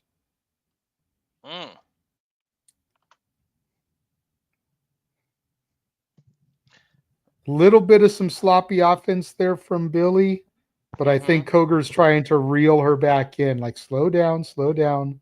We got this nice vertical snooplex there from Atticus. Yeah, Atticus works with the women really well. Like every single one of his intergender matches, you can see where he kind of guides them. You can see it. And as us who used to wrestle, we just pick up on kind of things that other people don't pick up, but you could see when he's trying to help them. Well, you've also got to keep in mind how old Billy is. Billy is still very young. Let me see. She's like in her early 20s. Yeah, I think she's 23 or something like that. Yeah.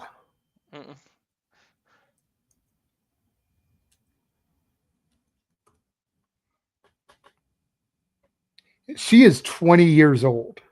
20? Damn. 20. But she's almost a 10-year vet. She debuted in 2018. So she should know better. But she's still young. She's not even old enough to go buy an alcoholic beverage. So again, you've got to keep that in mind when it comes to her.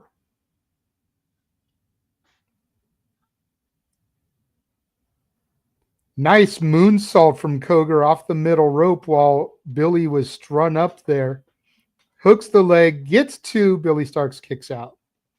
Damn, after you said she's 20, you just made me feel like a grandpa. Shit. Right?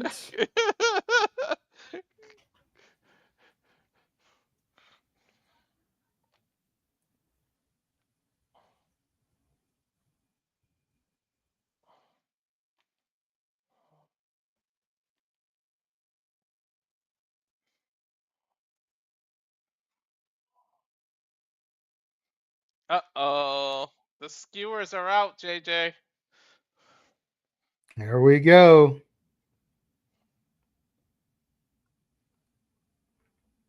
See, meanwhile, Cogar is pushing 30.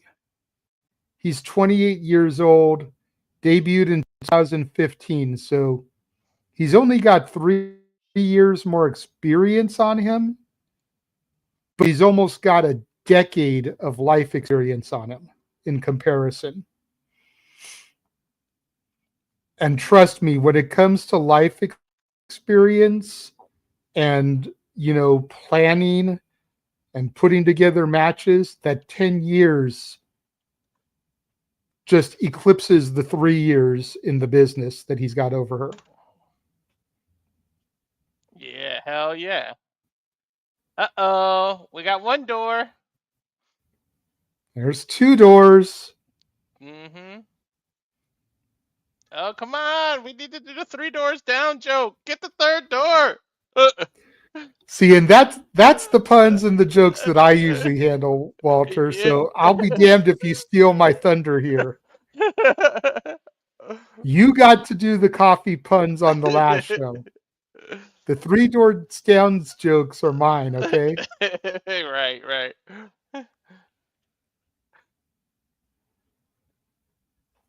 I'm almost afraid of what he's going to do. Oh, shit. Going for that half and half suplex. Drops Billy Starks. Give him a little bit more time to set up the door bridge table. Hooks the leg. Nonchalant lateral press there.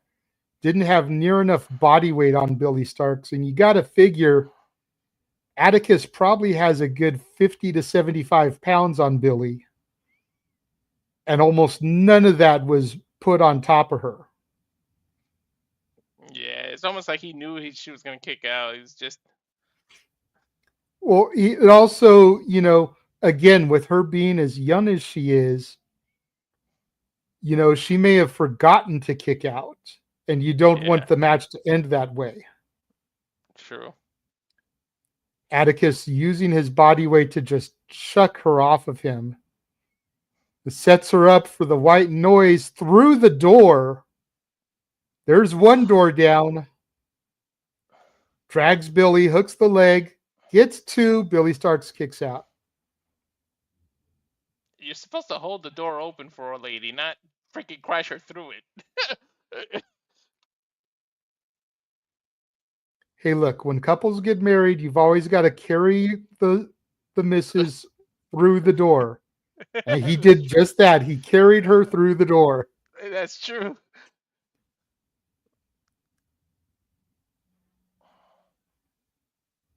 Now Koger's setting her up on the top turnbuckle. Slaps the shit out of her face. Hell yeah, that was a smack and a half. Koger now climbing up. Looks like he may be setting up for the brain hemorrhage. He's doing the slit throat like it's over. Billy Starks trying to counter out.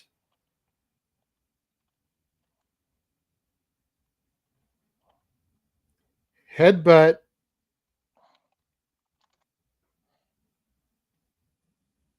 Looks like she might be going for code red.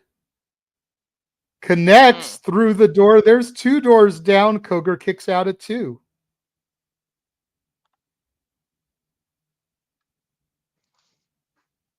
Crowd chanting, holy shit.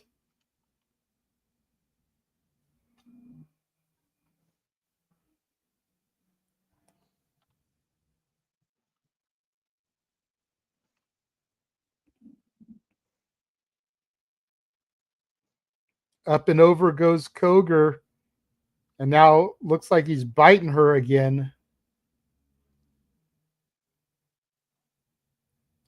Charges in, catches a back elbow from Starks. Now a boot as Koger comes in. Koger tries a third time. Billy Starks gets her feet up and then Insiguri. German suplex to Koger. And Billy Starks starting to get fired up. There's a second suplex. Going for the hat trick here. Hits the third German suplex.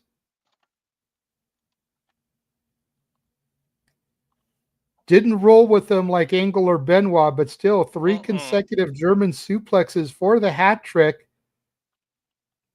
Now a nice backbreaker suplex. Hooks the leg, gets a 2 count, 2.5 on Atticus Koger. Billy's starting to get frustrated. Again, this is where that life experience comes in into advantage over the youth. 20 years old, you're going to start getting frustrated that something like that didn't put him away, where Atticus is able to keep calm, cool, and collected. Hell yeah. Oh, Vandal 48 coming. I see Christian Napier followed by Otis Koger. Vandal 48 now double teaming Billy Starks here. And Atticus has the skewers. And I don't know if she has any friends in this company. And now he has spiked her. You see the porcupines sticking out. Here comes somebody. It's Manders and Matt Tremont. Up and over goes Christian Napier off of the back of Otis Koger. Ooh, JJ made the mistake. He said Manders instead of the one called Manders. Look, sometimes when you're trying to do stuff and get it like out quickly, you don't have the time. But go back to the match and look at how many times I said the one called Manders instead of Manders. I know. And now something of Billy Starks looks like maybe some skewers of her own into the head of Atticus there. One still protruding from his head. She's climbing up to the top turnbuckle, ripping the skewers out. She still has one protruding like a unicorn horn. Swanton bomb onto Atticus Koger. I think he put his knees up. Slit throat. Wait a minute, who's coming now? Joey Janela. Brain hemorrhage from Janela, but Atticus still hit the brain hemorrhage onto Billy Starks because of the way that he had her hooked. Janela dragging on top. 2, 3. Billy Starks just pinned Atticus Cogar thanks to Joey Janela. Uh-oh. I wasn't expecting that, to be honest. Janela rocking a Chicago Bulls Michael Jordan jersey.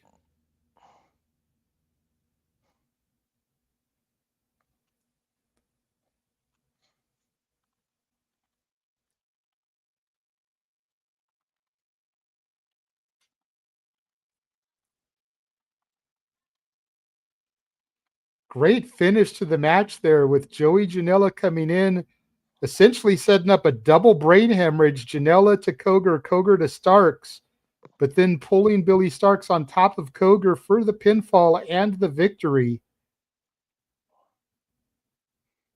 Wow. She had to pull those skewers out of her head and bleed. That was, oof.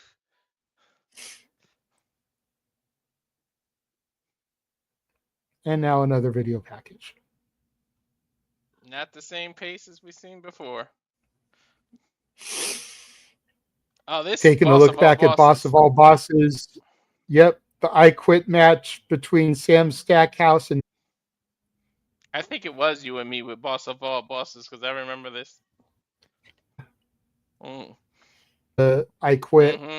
And I called that fucking thing that was going to end up happening. The wife was too involved with the previous for it not to end like that.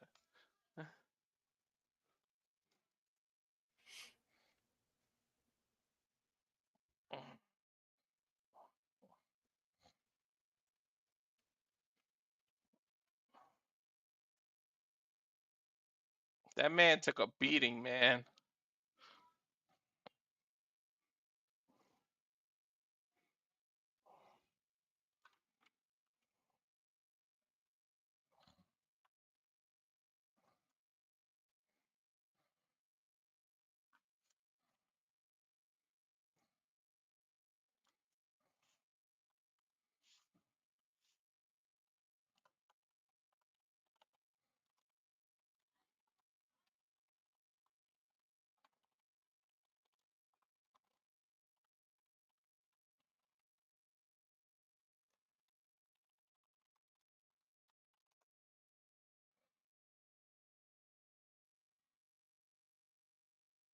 And I thought he was a man of honor too, because when he quit, he threw the chair.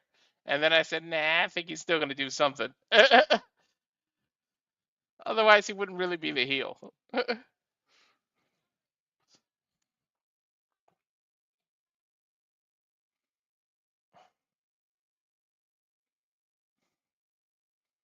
And that was a hell of a line to cross when he did that too.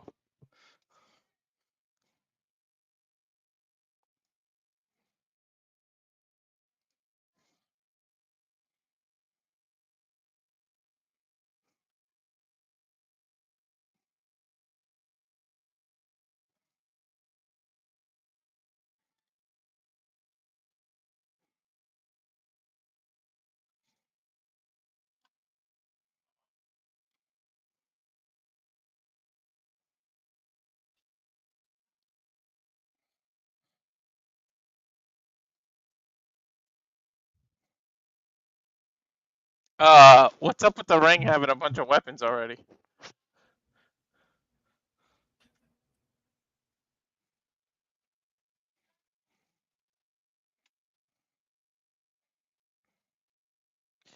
Oh, we're into something. We're gonna be into a crazy ass kind of match. Mm-hmm.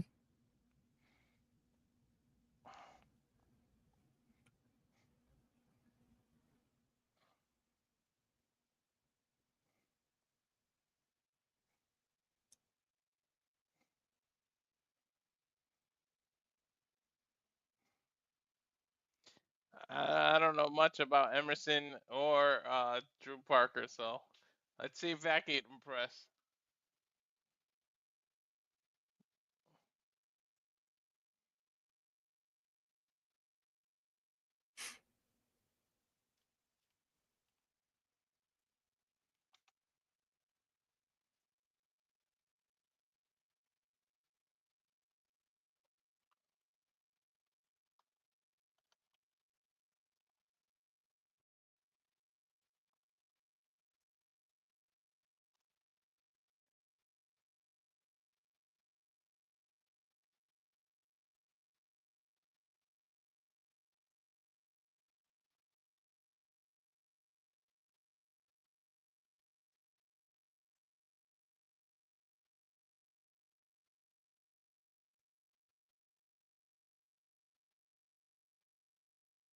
Here comes the rejects.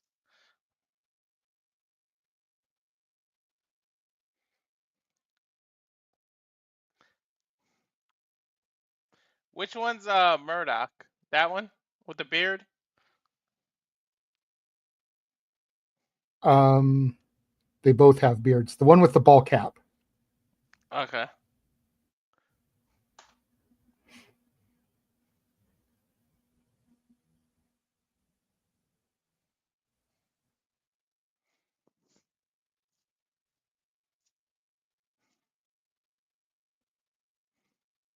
Oh, I could have been patient. They announced them separately.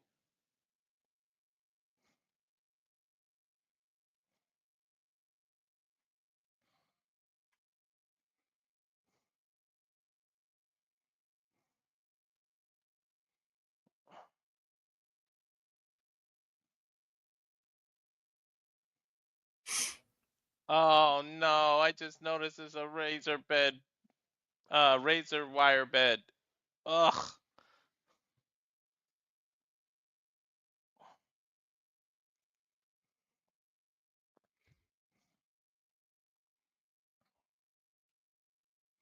I don't know if I want to call this one. Right? Well, in fairness, I'm off screen right now anyways because I'm posting for the shows right now. Mhm. I'm posting links on X so that people can see them, Yeah. hashtagging and everything, so that maybe you can get a couple more subs out of it. Hell yeah. It looks like you went up one. It looks like you're up to 67 now off of the Nice. one that I did a little bit ago for the first stream. So, you know. It works. Shit. Well, yeah, because if you hashtag, you know, the hashtag that's in the corner there, which for this one Mhm. it's GCW hit, Mhm. then people that click that and like search everything for that show come across our post. Nice. Oh, okay. That's how it. Oh.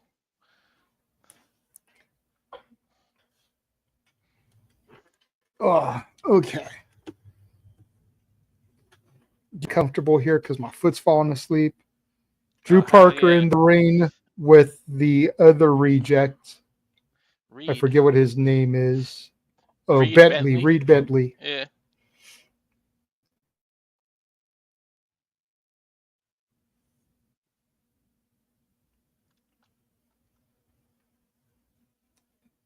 Is that a screwdriver he's hitting him in the back of the head with? I couldn't tell. Scissors. I think it's scissors. I know it's darts. They're darts. Oh my god, they're darts. Ah! My feed is buffering. Call what you see. He hit him with a bullseye. He's literally throwing darts into his back. I'm Oh my sorry, god. Walter. That's fine. Oh my god, he's throwing, and now he's trying to. Oh my god, he's trying to murder him. Literally get the dart across his neck. He's crazy. Reed able to reverse it, and he's put the dart through his mouth. Oh my god, he put the dart through his jaw. Drew Parker He literally did has a dart. they did this on the Japan show too. I think he has a piercing in his cheek. Oh, okay. So they take the piercing out so they can put the dart in there and, you know, get the visual. Oh, And okay. now a light tube over the head of Drew Parker.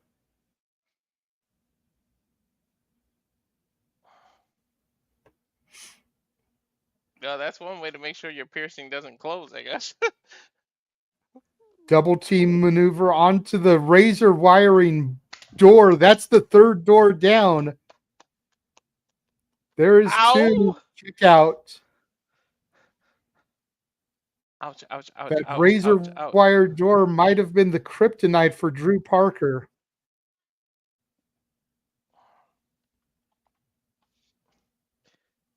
That looks And now worse coming out. licking the dart. and then chucks the dart at Drew Parker.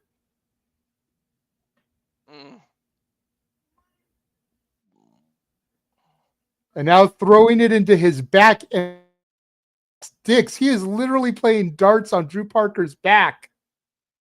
That's what Drew Parker did to him earlier. And then into the boot of John Wayne Murdoch. Murdoch finally gets a tag. Yes. And now ripping the dart out of his back, saying that this dart is here without you now.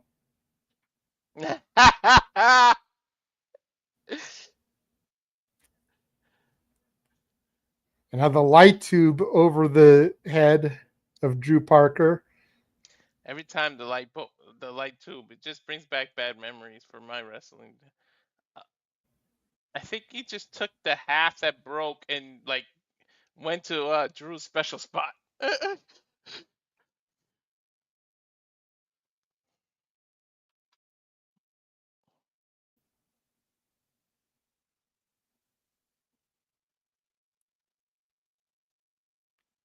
If you can hear me, you need to call it. I've lost my feed. Okay. It's going to take a second to get it back up.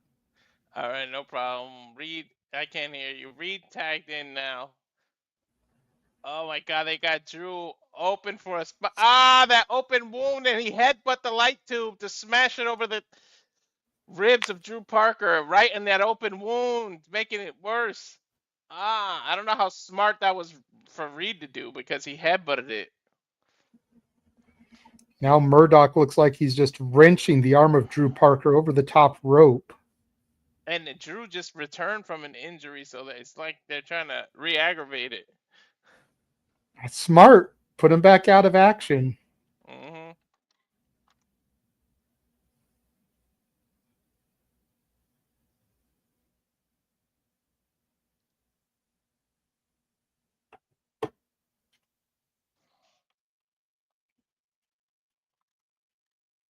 Now Murdoch biting the fingers of Drew Parker.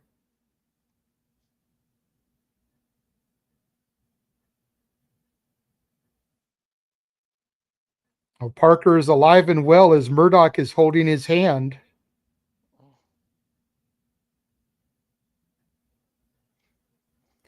And now Reed Bentley is just wrenching on the arm and hand of Murdoch. Doesn't know he has his own partner there. Might be his own partner's kryptonite. Mm-hmm. You're no-selling that. You must forget that kryptonite is a 3 doors down song also. I know it is. You're no-selling it, though. You sold the here without you one, but you're no-selling the kryptonite one. Now the ref with a kick to the nuts and a stunner onto Murdoch. What the hell? And that's the referee James likes, too. He's got a thing for her. Mm-hmm. Why did she do that? Up kick by Parker. Don't think he got to his partner in time. Bentley knocked her off the apron. Yeah, he definitely knocked her off the apron. Now Murdoch with light tubes. Rebound ace crusher there from Parker sends Murdoch through the light tubes.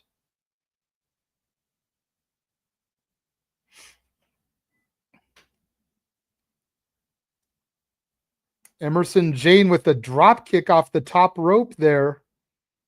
Ducks the clothesline from Murdoch. Couple forearm smashes from Jayne to Murdoch and the throat thrust.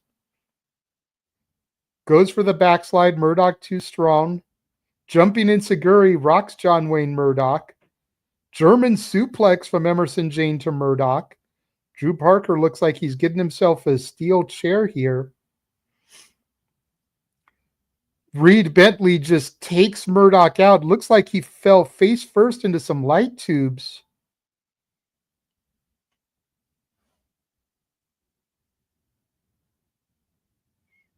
Now Emersyn Jayne off the rope, suicide dive through the ropes, takes out both members of the Rejects. Crowd chanting holy shit here.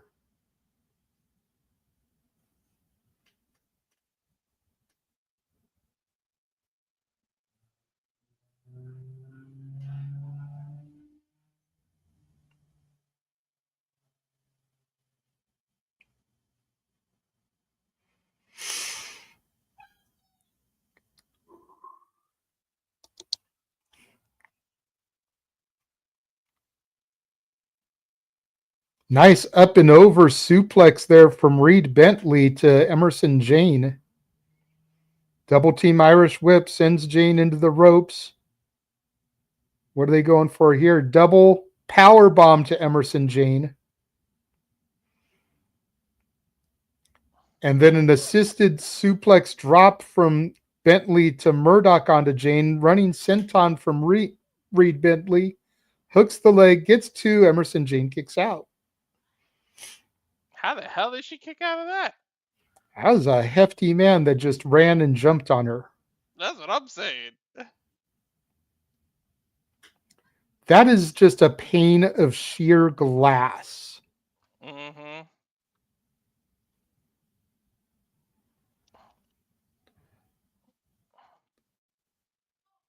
Did he just throw her? Drew What Parker the hell? just accidentally tombstone pile drove his partner.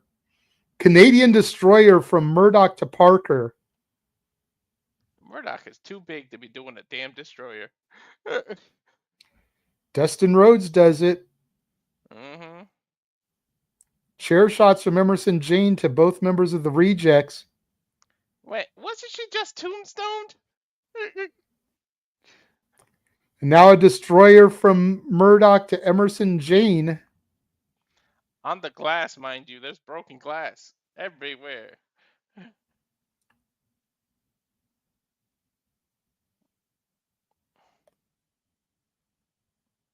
Uh-oh. Uh-oh. Double team vertical suplex from the Rejects to Drew Parker. I think they might have been going for a brainbuster the way he landed on his head.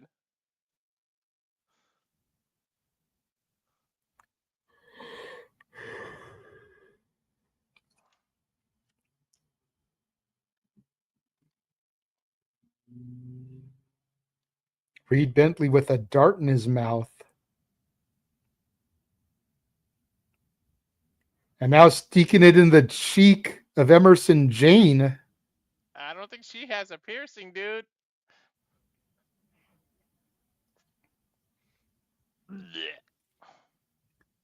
Actually, she looks like she might have dimples.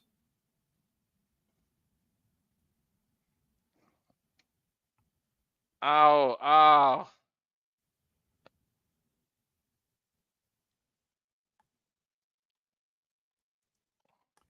And then through the chin, it looks like. Or no, the bottom lip. Oh my God. Now chanting, "You sick F" at them. It is a true sick And then F. a huge boot from Murdoch to the face of Emersyn Jayne while the darts are in her face. And then he just breaks a light tube over his head for no reason. This dude is insane, Keep bro. in mind that huge pane of glass is still set up and hasn't been used yet. Oh, Emersyn Jayne is being laid on it. You had to bring with the darts forward too, James. JJ, I don't know why. Both members of the Rejects just went through the glass.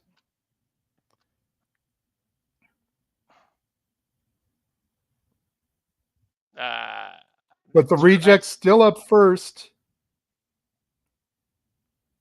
Emersyn Jayne countering out of whatever ill intentions the Rejects had. Noggin Buster.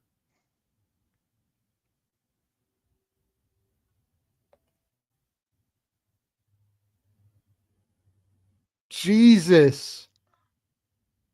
Now light tube to the head of Emersyn Jayne. I don't even know what to call that move that she just did. Gin and tonic, dude. She probably has a name for it because she was going for it a few times. Yeah, I think she calls it gin and tonic. But dude, that she's strong to do that. Murdoch is big, dude, and she picked him up. Huge back body drop from Emersyn Jayne to Reed Bentley. Drew Parker putting some light tubes onto his stomach. Moonsault onto the light tubes. Hooks the leg. There's one. There's two. There is three.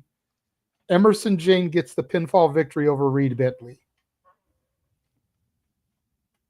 Damn.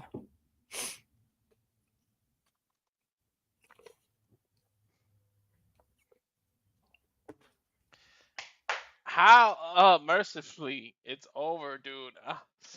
I don't know about you, but my cheeks hurt, dude. Right?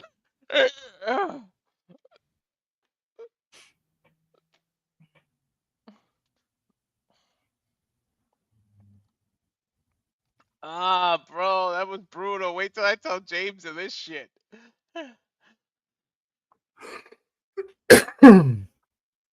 With everything he saw in the Japan shows, maybe it's better that you don't. True, right? True. Blood and glass everywhere, dude. Oh, It's going to take some time for them to clean that up. That's for sure. yeah. So they definitely probably gonna go to a crazy long video package to clean that. Well, right now they're showing all the places that they're coming. Yeah, no, I keep I make jokes with James that they're gonna go to freaking Anchorage, Alaska. I was like, they're gonna wrestle in front of penguins and polar bears and shit. They're gonna wrestle inside of an igloo. Right? Hopefully the Penguins don't give them the cold shoulder. Mhm. Right? It rubs off, doesn't it?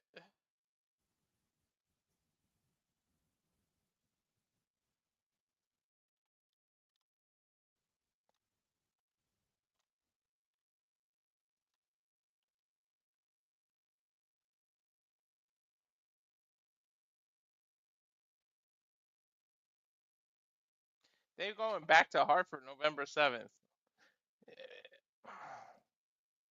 Come to Yeah, Sacramento. it That's like looks like 30 minutes from me.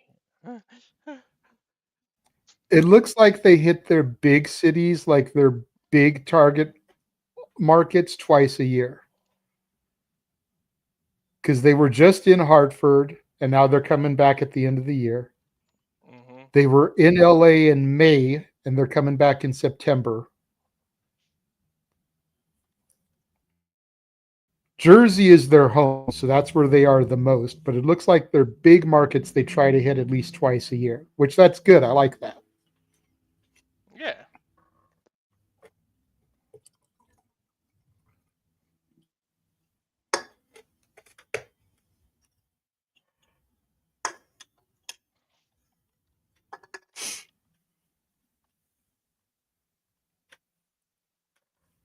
Oh, They playing some good music in the background. They're just playing Tupac Hit 'Em Up, of course. of course, that's the name of the show, so you know. Yeah, of course. I That remember when I they watched the America's Most Wanted show. They use of America's Most Wanted. they better shit.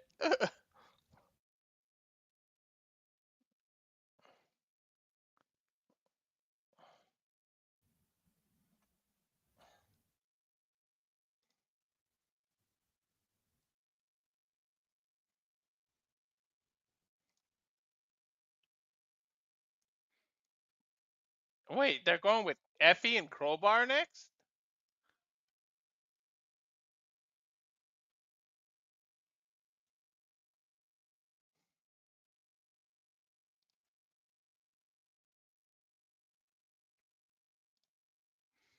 I'm a little shocked. I don't This know might about be the you, main but event.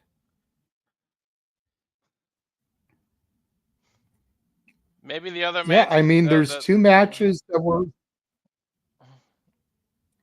I was going to say there were two matches announced that they haven't done, but the travel issues, everything, like maybe they weren't able to make the show.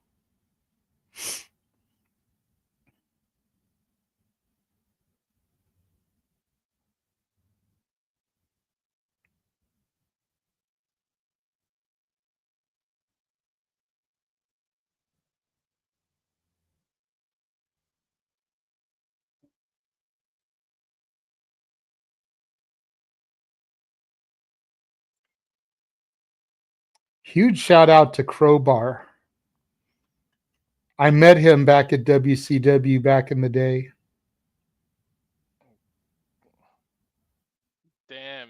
25 years ago, actually. You can see the wear and tear of the career he's had too. Mm-hmm.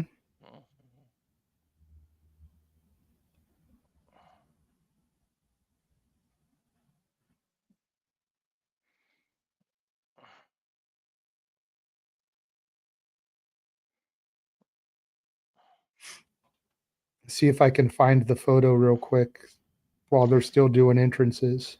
He's one. He's been around. He's one man who's seen it all, but I don't know if he's seen someone quite like Effy. No.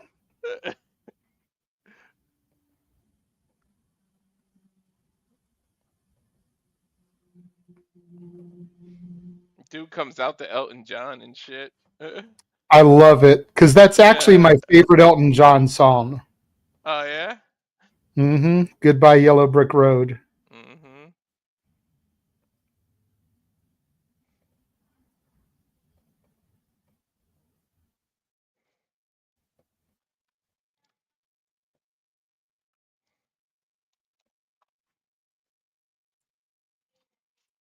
Are you ready for this?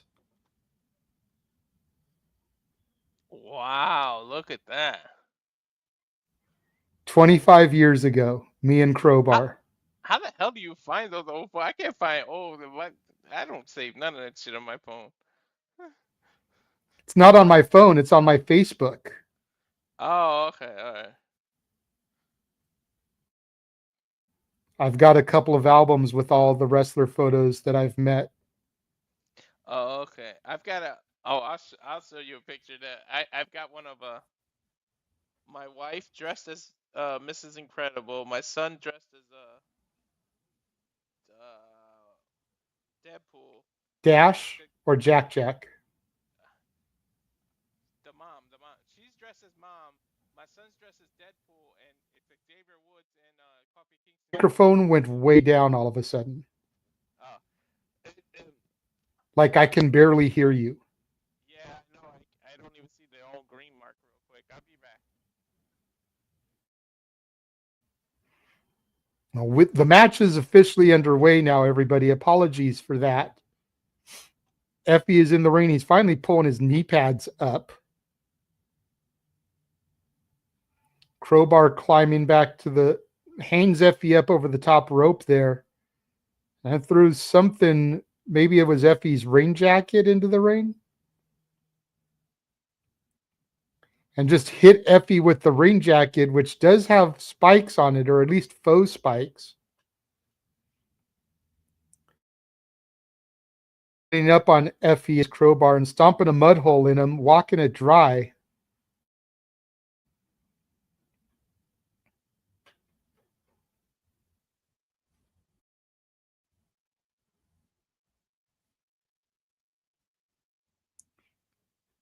Nice hip toss from Crowbar to Effy, and then a running drop kick.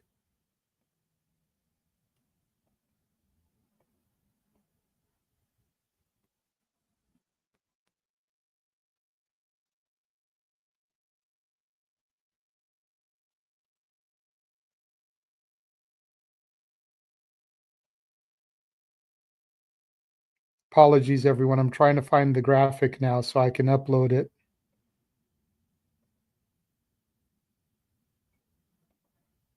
Since Walter isn't here now.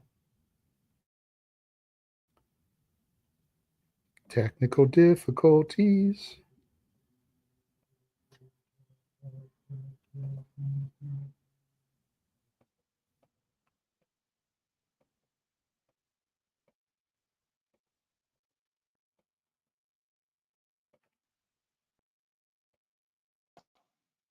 I think I got it now.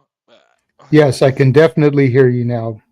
Yeah, the mic bugged out. What I was saying is, she's dressed as the mom from The Incredibles.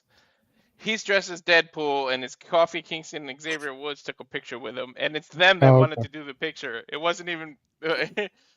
Nice. Let me see if I can find it. They were like, "Get your asses over here!" But it was that same day I told you that they kept messing with me. Mm-hmm. I want to see if Crowbar going under the ring, has a steel chair now. Effy laid out on the ring apron. Oh, he's got a guardrail. That's different for GCW. Effy with some forearm smashes to the face of Crowbar. Face plant into the guardrail. Atomic drop from Crowbar to Effy. And now some forearm smashes to the face of Effy.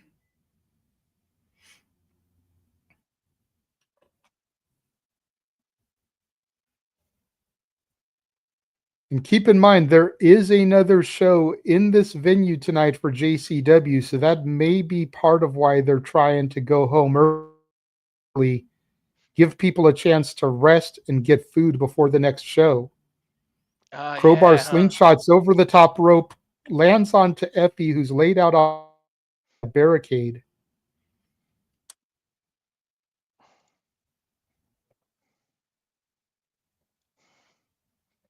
All right. Yeah, I found it. Check it.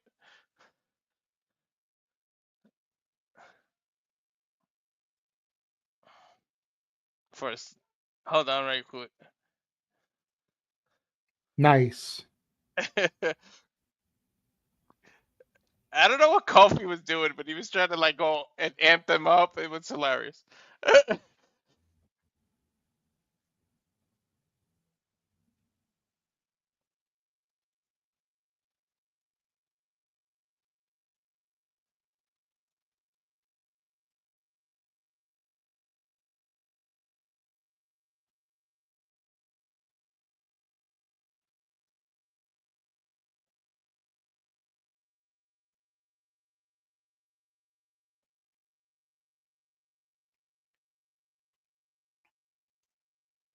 Effy off the rope.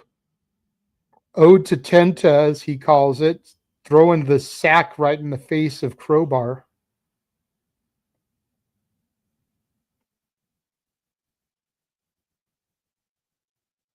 Effy going for a submission here with surfboard. Oh, curb stomp. OG Super Dragon curb stomp. Hooks the leg, gets two. Crowbar kicks out of it.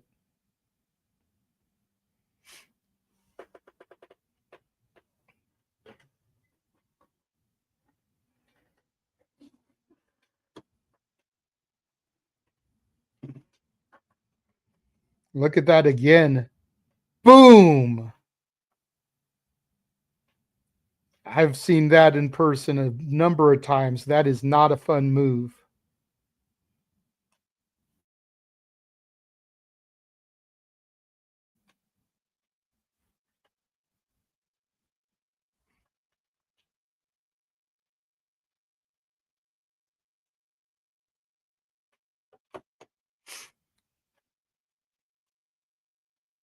Yeah, I forgot that the times posted are Eastern times, Walter, so that JCW is midnight Eastern, so that's 9 Pacific. So they've got to clear these people out and then get the next set of people loaded before 9 o'clock. They've got an hour and a half from now. So this is the main event. Those other two matches got scrapped or something.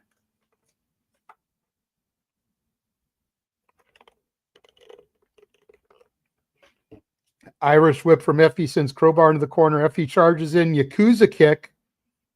Rocks Crowbar.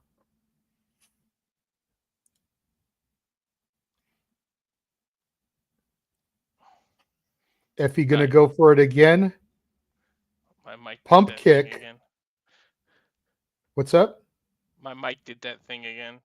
Oh, well, you're still good. I hear you. Okay. Effy comes in a third time with another running pump kick. And this time looks like he's going to go for that leg DDT to Crowbar. Hooks the leg. There's one. There's two. Crowbar kicks out. I think he Did you calls that hear like what I said while you were messing with it? nah. So the time that I saw for that other show is midnight Eastern. So that's 9 Pacific. So they've got an hour and a half basically to finish this match, get everybody out, get the ticketed people for the next show in, and then start on time. So that might So be this what is the main event. Those other two matches got good. That's whatever, but Valley Driver from Crowbar Hooks the leg, gets 2 on Effy. Effy kicks out. So this is our last match for this show. Good on us, to be honest. Hey, that just means we'll be able to get into simply predicting earlier. Mm-hmm.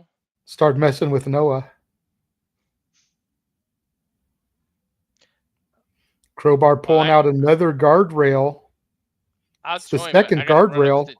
I gotta run upstairs and make a little guy something to eat and then run back into it.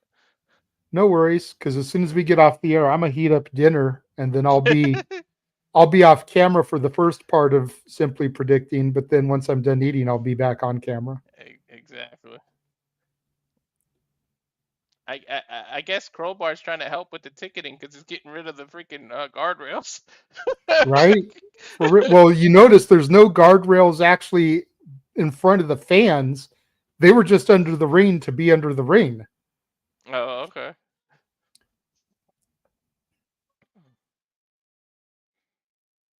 Oh, God. Is he setting up a bridge? Mm-hmm. Crowbar with some evil intentions goes to choking Effy, but I think Effy likes it. That leg DDT, he calls it over the rainbow. Under the rainbow. Oh, yeah, under the rainbow. What the hell is on Crowbar's mind? I don't know, but he's setting up a bridge with this barricade here, this guardrail. Almost done. He's using 4 chairs to help brace it.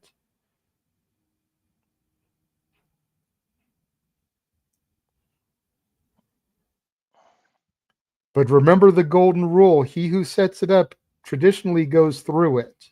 Hell yeah. It's only Effy with some exceptions. shoulder tackles to the midsection. Sends Crowbar to the other corner. Drive-by boot from Effy. Dude, Effy's Another drive-by boot. He can hit you any angle with the leg. He's flexible. Yes, he is. You could be 2 feet taller than you. He'll hit you with that. I mean, taller than him. Face to the junk there from Effy to Crowbar. Blockbuster sends Crowbar onto the barricade. Effy's probably the only one that every time DX said the 2 words, he raised his hand. Damn it.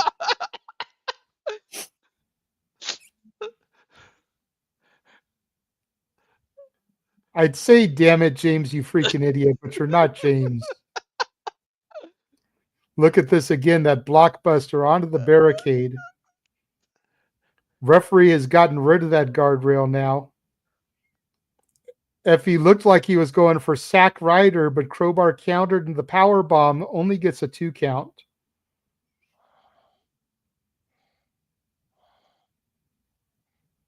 Damn, that dude was within a fraction of a second of winning the title, Crowbar.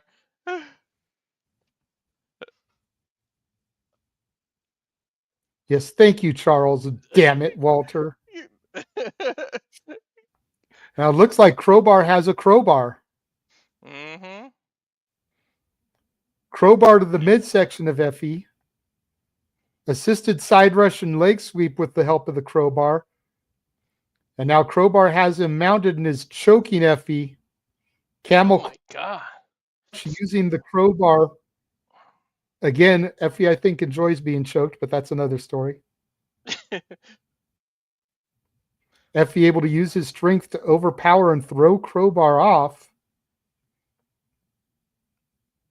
And Effy down on his knees. He kind of collapsed there. Crowbar was coming in with a clothesline, and Effy dropped his knees. Nah, yeah, but is he playing possum? Well, I'm pretty sure he is.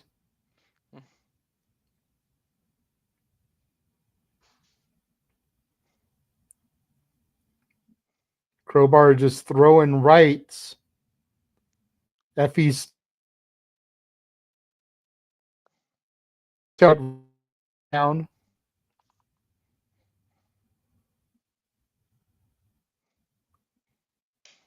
Effy's starting to come back here. Effy will not quit. That's the one thing you've got to love about Effy. Hell Whether you yeah. like the character or you don't, he does not quit. Now he's kissing Crowbar. Ducks the clothesline. F5 floats over. He's got a submission locked in. Oh my god, dude, you're not supposed to bend that way. And Crowbar tapped. Crowbar tapped. GCW champion Effy. Dude. Oh my god. Effy's won a few times with that submission, but I don't know what to call it, but it's almost like a dragon sleeper, but holy shit. You're not supposed to bend that way.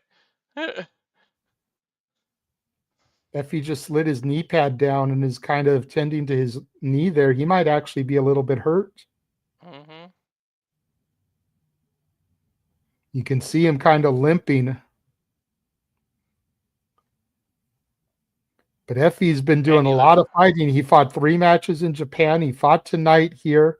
I think he's on the JCW show later on.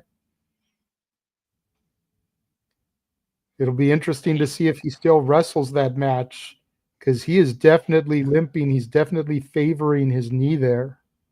He's pissed off too. Like it's a real hurt. You know when you like pissed at yourself because you let yourself get hurt. Mm-hmm. There's Madman Pondo from Juggalo Championship Wrestling.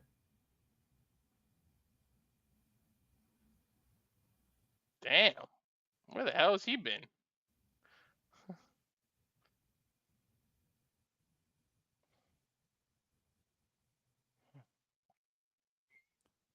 Supposed to be a Survivor Series style matchup from what I'm understanding. Pondo and his team of JCW wrestlers versus Effy and his team of GCW wrestlers tonight.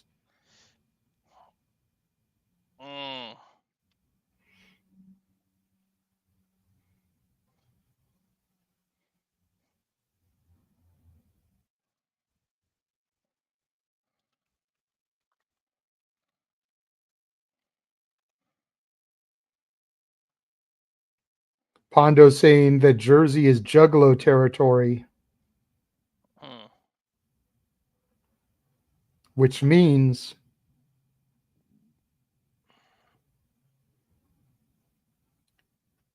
Jersey is JCW territory.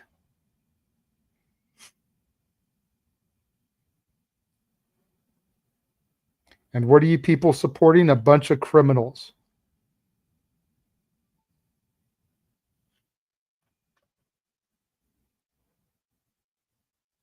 A bunch of dickheads that took what belongs to me. And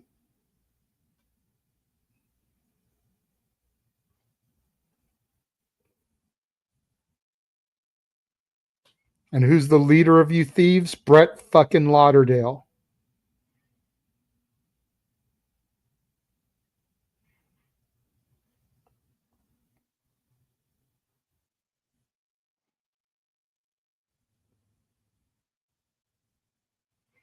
Took 5 people to put him down, and Effy was one of them.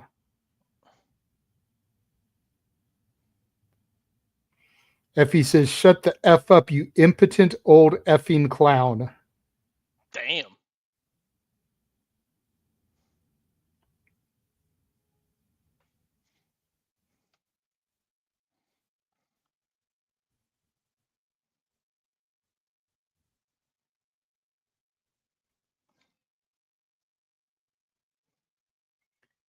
He says he's standing here with one working leg, having fought from Japan to Chicago to Cleveland to here, and he could still whoop his butt.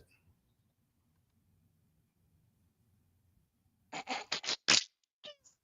said you should be buried under the ring, not standing in it. That's crazy. Yep. I know we're not about to get an impromptu match, JJ. Nah.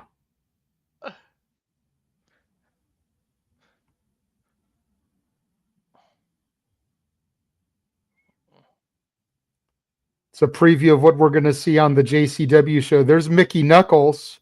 Oh no, not There's her. Too Tough Please. Tony. Oh my God, not her, JJ. I don't know if you watched the call when I saw her. Please, no, not her. Mhm. Here comes the one called Manders and Matt Tremont. Don't want you calling me out again, damn it. So now we've got 3 on each side here. Dude, how is he gonna do this with one leg?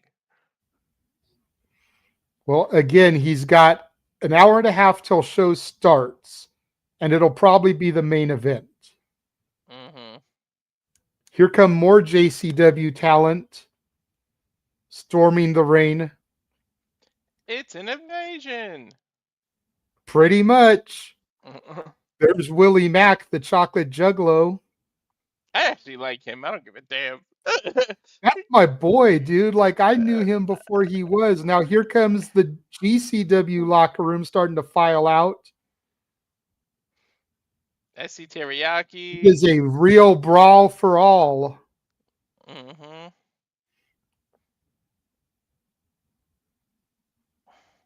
See Alec Price in there. I saw Joey Janela. There's Jordan Mm-hmm. Oliver.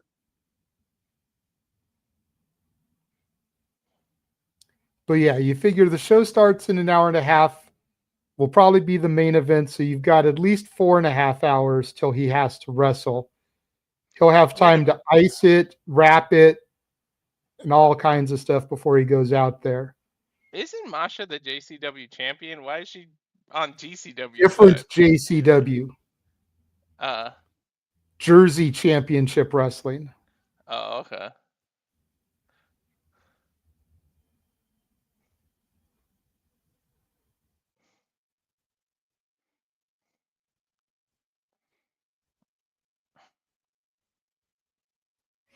Huge brawl here through the crowd, in the rain, outside the rain.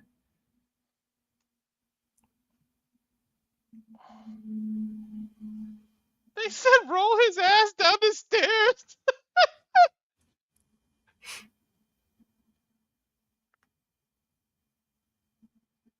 Mm-hmm.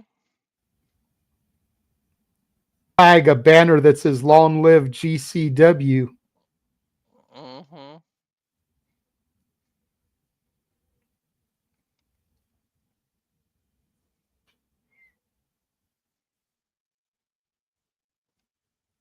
Crowd The chanting crowd. GCW.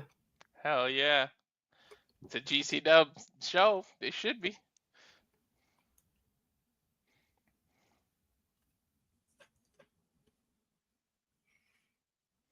Apparently, Violent J suffering from travel issues also.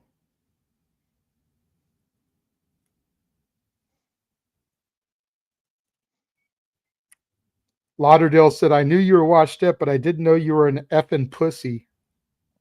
Jeez.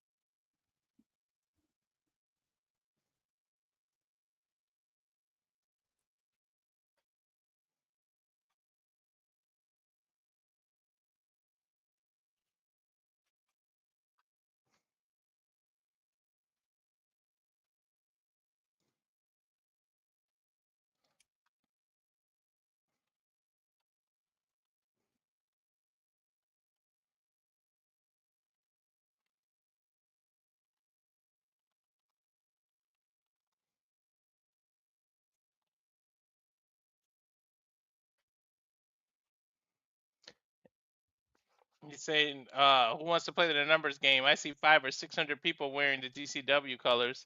This is my house. This crowd is amped now. Hell yeah. What's great is when angles like this bring heels and faces together. Yeah. That's what the invasion should have been, to be honest. I'm in charge of this building, so guess what we do at midnight? All you GCW fans, guess who just got free tickets to the JCW event? Holy shit.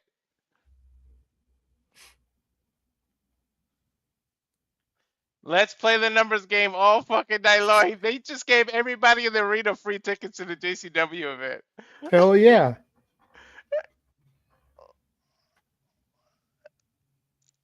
Hey, tell Pondo don't go to the pawn shop, you loser. Trying to pawn taking the title to the pawn shop.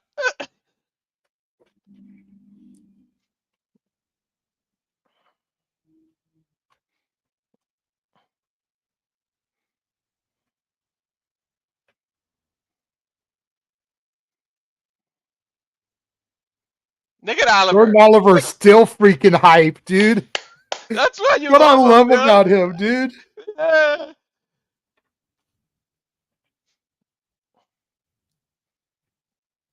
GC Dub, I think. Wait a minute, dude. This is video package. The hell is going on? The announcer said we still got a show to go through.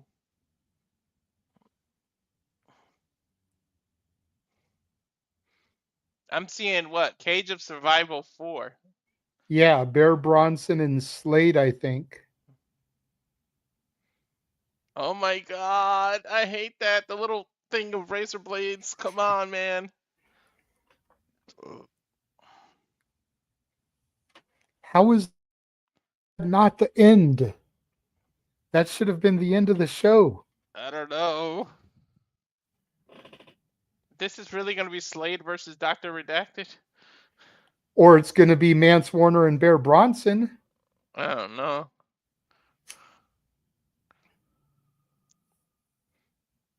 Oh my god, look at the scissor lift spot. I used to drive those things. Yeah, James and I called this. Mm-hmm.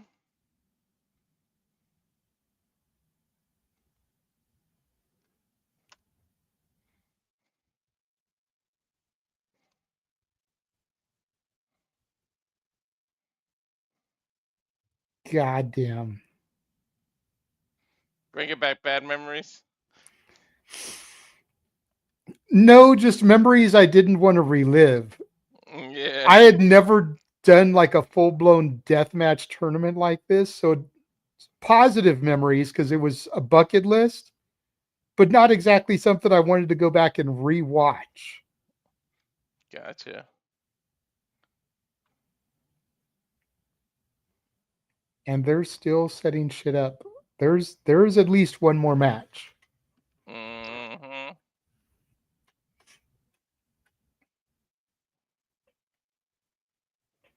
Again, how that wasn't the go home angle is beyond me. That should have been the end of the show. I don't know. I don't like the booking of that.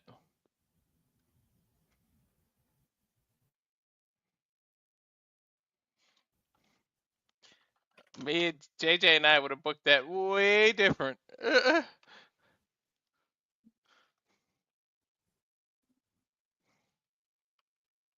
Well, yeah, especially talking about how the show is in an hour. Like, I would have Mm-hmm. given a chance to go to the and shit. Right?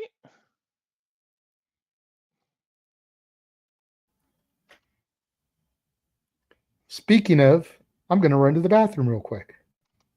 Do your thing. Go to Mr. Liaki.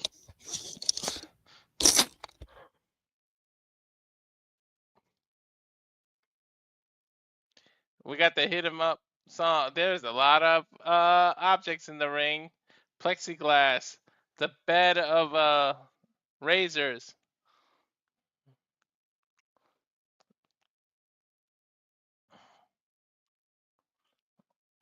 I don't know. I don't know what is going on right now.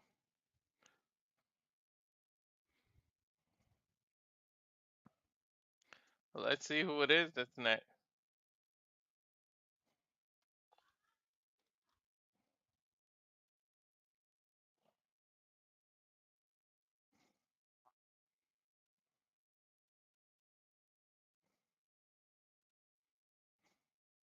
I think even the commentator's confused because I just heard her talking to her producer, and I don't think they were supposed to let us hear that.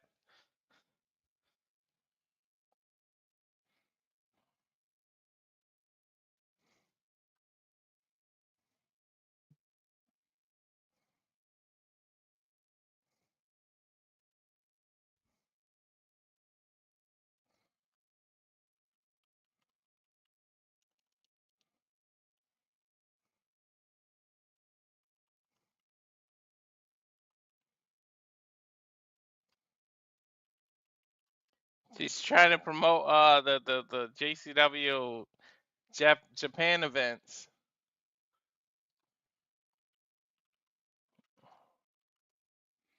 And they're going over everything that's coming up again.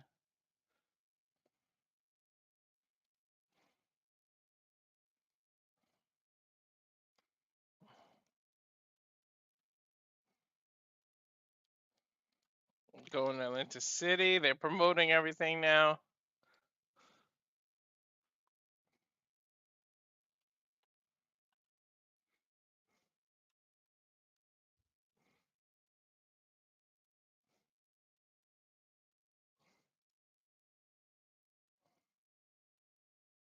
I still can't believe they're going to Alaska in October. Not from Alaska. Maybe that's the time where it's 24-hour daylight. So I guess maybe that's why they can do it.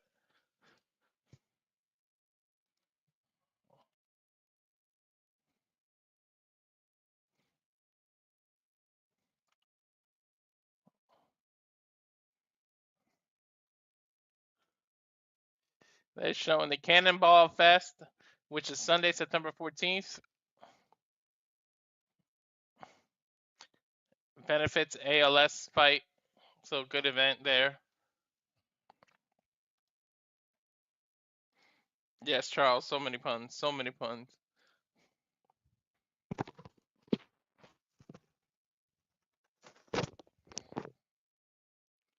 Cannonball Fest.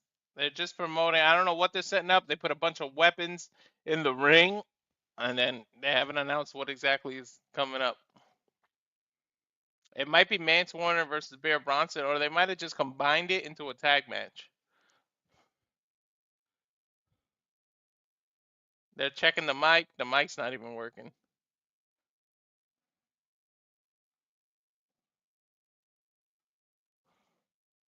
Announcements. After all that craziness, I got a question for everybody in East Rutherford, New Jersey. Are you ready for the main event? They called this the main event. He said, "Don't you see the fuckery we have in the ring right now?" So, Rutherford, New Jersey, let me ask one more time. Are you ready for the main event?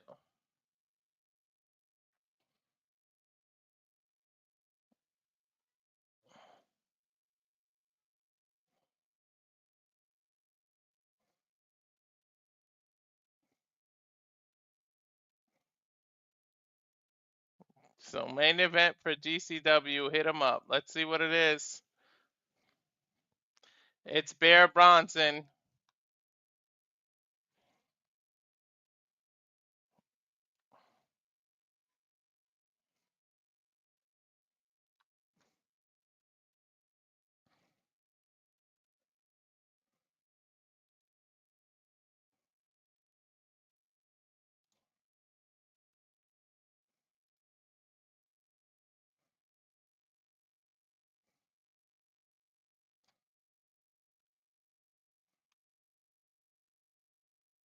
So, there's Bear, who's a big dude. He had a hell of a match the last time I called his match.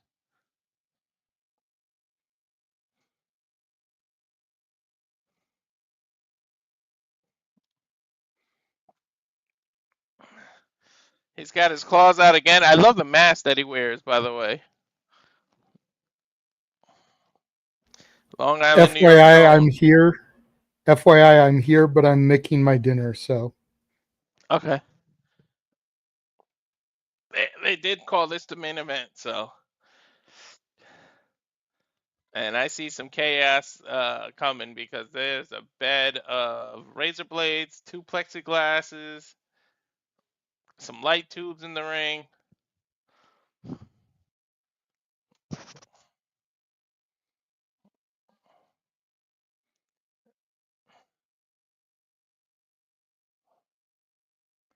Okay, because of unforeseen travel, um, Mance Warner was unable to make it because of traveling. So they're gonna announce something.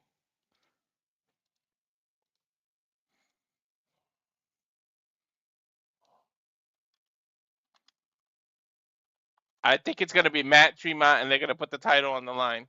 That's why everything's set up in the ring. I'm guessing.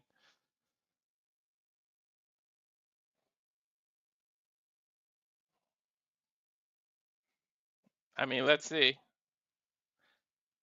Nope. It's a rematch. It's Slade.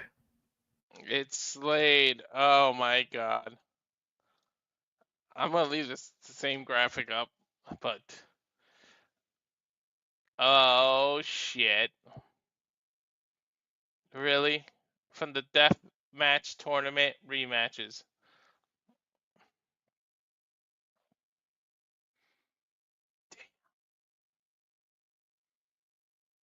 Do I even want to call this a that? Look at Slade's back and all the scars. There's some other music coming.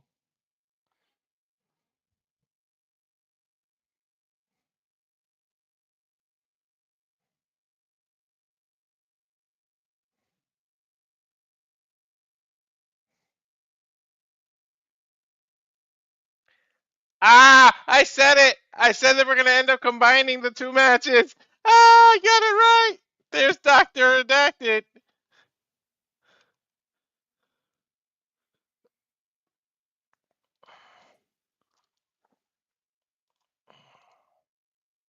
Was this going to be a tag team match?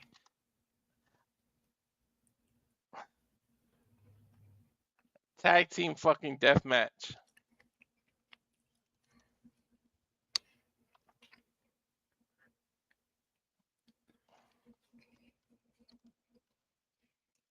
I shit you not, James. When you went to the bathroom, I said they're probably gonna combine the two matches and make a main event, and they fucking did it.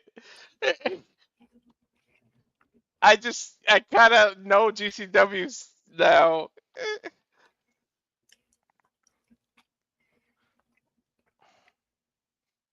So Great call.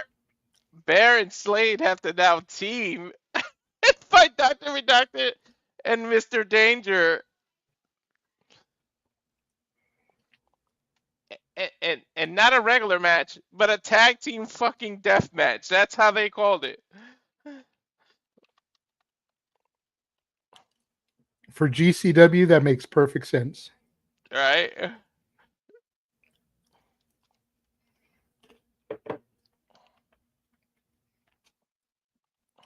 I love the split screen cameras. I always love when they do that. Yeah, they keep their eye on everybody. I wish more companies would do that. Mm-hmm. Keep track of people. Mm-hmm. Looks like Slade and Bear are attacking Dr. Danger. Or Mr. Danger. Oh no, it is Dr. Danger. Well, his normal name is Mr. Danger, but because he's wearing the doctor attire, they're calling him Dr. Danger, so it's fine. Okay. Okay.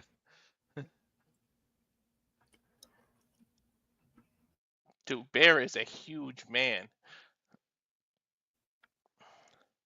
Threw Dr. Danger's ass in the Mr. Danger ring. just got chucked through the ropes there. Hell yeah, like, dude, you see how easy Bear did that? Shit. Mm-hmm. So I guess after that death match, they got respect for each other, right?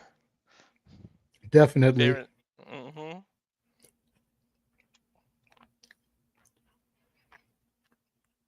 I mean, it's definitely a good way to earn respect for someone is going through a death match with them. Damn straight.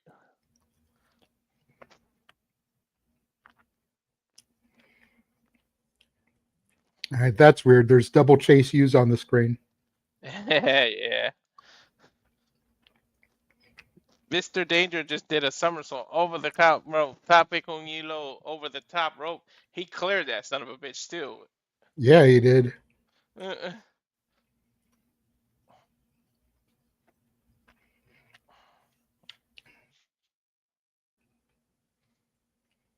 Dude, if they actually start teaming together, I don't know who the hell's gonna want to keep fighting against these two. Well, and you figure YDNP are the champs, like. Hmm. And they're willing to take on anyone. They really don't run from anybody. Right?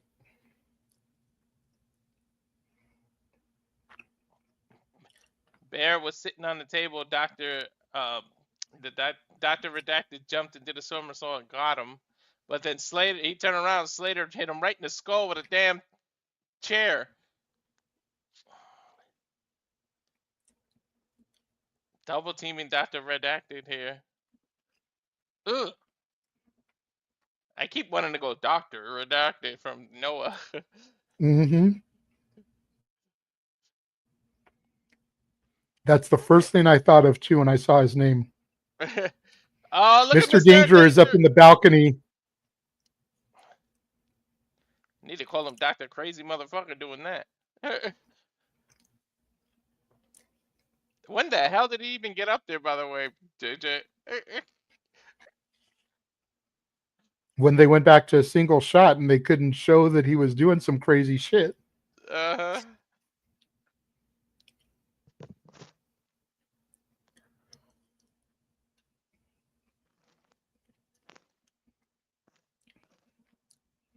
Dude just did a flying cross body press off the balcony onto Bear, Bronson, and Slade. And there's no mats, there's nothing. It's just all freaking hardwood floor. Dr. Redacted sent in a This doesn't chair. even look like it's hardwood. This looks like it's concrete. Right. Kind of a. He threw one chair into the other while it was wrenched against Slade's head.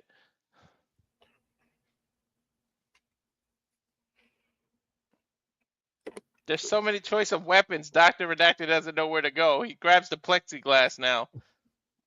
Why Slade's in the corner. He's setting it up on the against the turnbuckle. Is he gonna drop kick it into his face?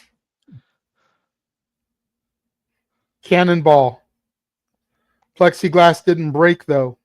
Nope. Setting it up again. Take two. Try it again.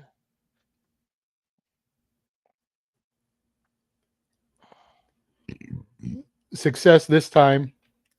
Reminds me of the King of the Ring with Kurt Angle and Shane McMahon when it didn't break the first couple times. Hey, when they first don't succeed, try again, right? That's what Aaliyah taught me. Uh-huh. That's just all pop and try again.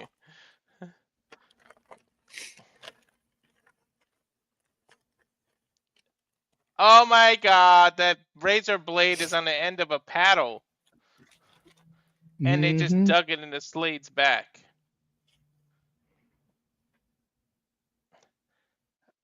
Oh my god, Dr. Redacted ran into a chair while holding a light tube. And Bear smashed his chest to chest on Dr. Danger and slaps and breaks his light tube. I don't care who Dr. Danger and Dr. Redacted is after this match. They're both going to see real doctors.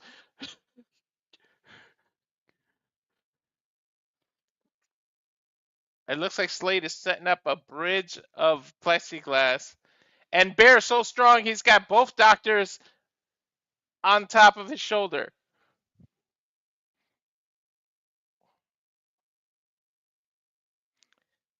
And he screams GC fucking W before he dives backwards through the plexiglass. Samoan drop to both men. Holy shit! Ow! And then Slade just hypes Bear up. I don't think Slade needs to hype Bear up. I think Bear's hype enough. Right?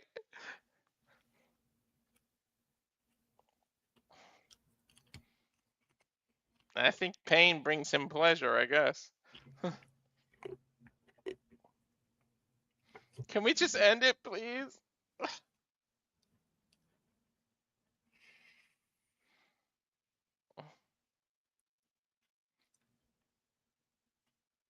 There's a door in 3 of the corners now. And one of them has the freaking razor wires, but both doctors able to drop kick Slade and Bear through the table, but they just got popped right up. What the hell? That's Takes a some lot to scary put a shit. Bear down. Right? That's some scary shit there, JJ. You do that and they just get up? Yep. Smarter than the average Bear. The puns are rubbing off. Oh my God, there's pieces of doors. And they're just swinging them on Slade and Bear's head, and they're just taking it. Bear said, fuck you, and then hit him, Dr. Danger, back with the doors. That's a way to compress your spine. Hell yeah. Throwing that out there. Double doors there. This isn't Harry Potter. This is GCW. Right?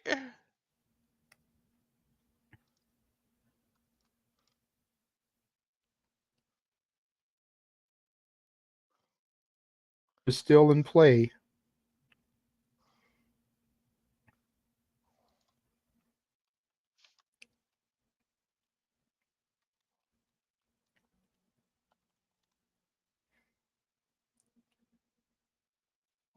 Slade and Bear Bronson both have light tube bundles. Dr. Redacted just took one from Bear Bronson.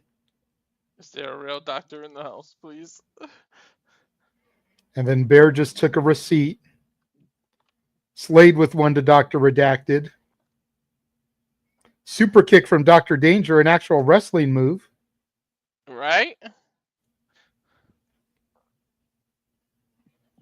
Dr. Danger with a Fameasser onto Bear Bronson. I think he might have got into the glass too. Springboard moonsault off the top onto Bear Bronson. Side belly to back suplex from Dr. Redacted to Slade. This is crazy, yo. This is fucking nuts. A tag team fucking deathmatch. But nobody is going for pinfalls here. Keep in mind, everybody, there is another show that starts in this arena in now less than an hour. All right. And they still need time to clean the ring and everything. Mm-hmm. Looks like Dr. Redacted put Slade in the trash can here. And now Dr. Redacted going up to the top rope. Oh my God, I shudder to think what the hell he's going to do. Swanton 450. Frog splash. Completely missed the trash can. Landed on the legs of Slade. Hooks the leg. 1, 2. Bear Bronson lands on the back of Dr. Redacted. He barely kicked out. Kick to the midsection of Dr. Danger. What's Bear Bronson going to go for here?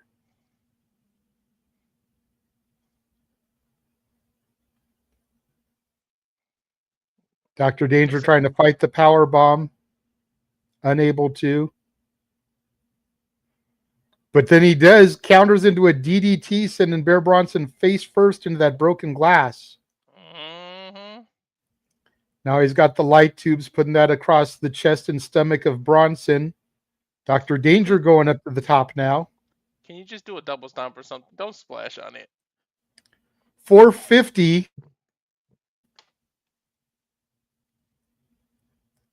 Gets the pin. 1, 2. Bronson kicks out. What is it gonna take to tranquilize the bear? Keep in mind that razor wire door is still in play as Dr. Danger sets it up in the corner.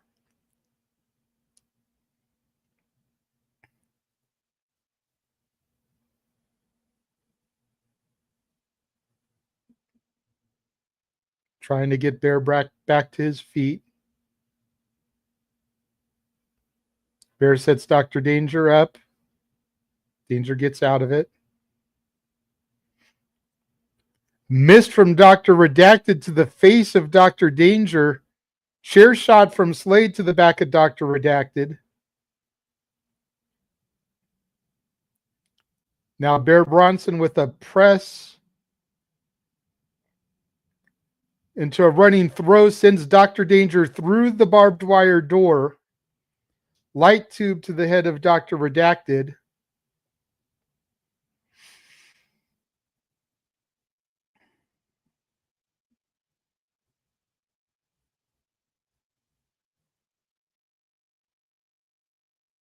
And there is now another plane of plexiglass being set up on a door bridge.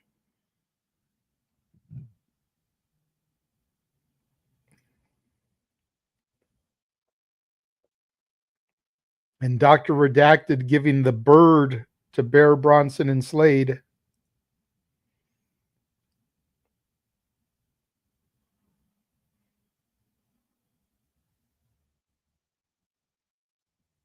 Double power bomb through the plane of glass. Bear Bronson with the pin. There's one. There's two. There is three.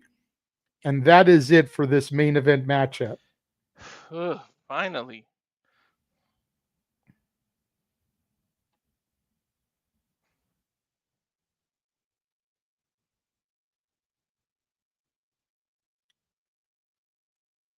I believe that's Bear Bronson's first victory in GCW.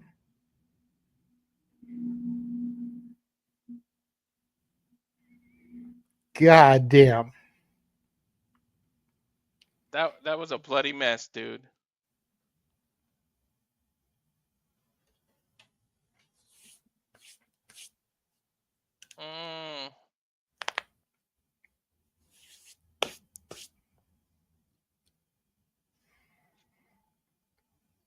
That is going to do it for GCW. Hit 'em up. Make sure that you guys, I don't know if it's still going on. Hold on, let me check real quick.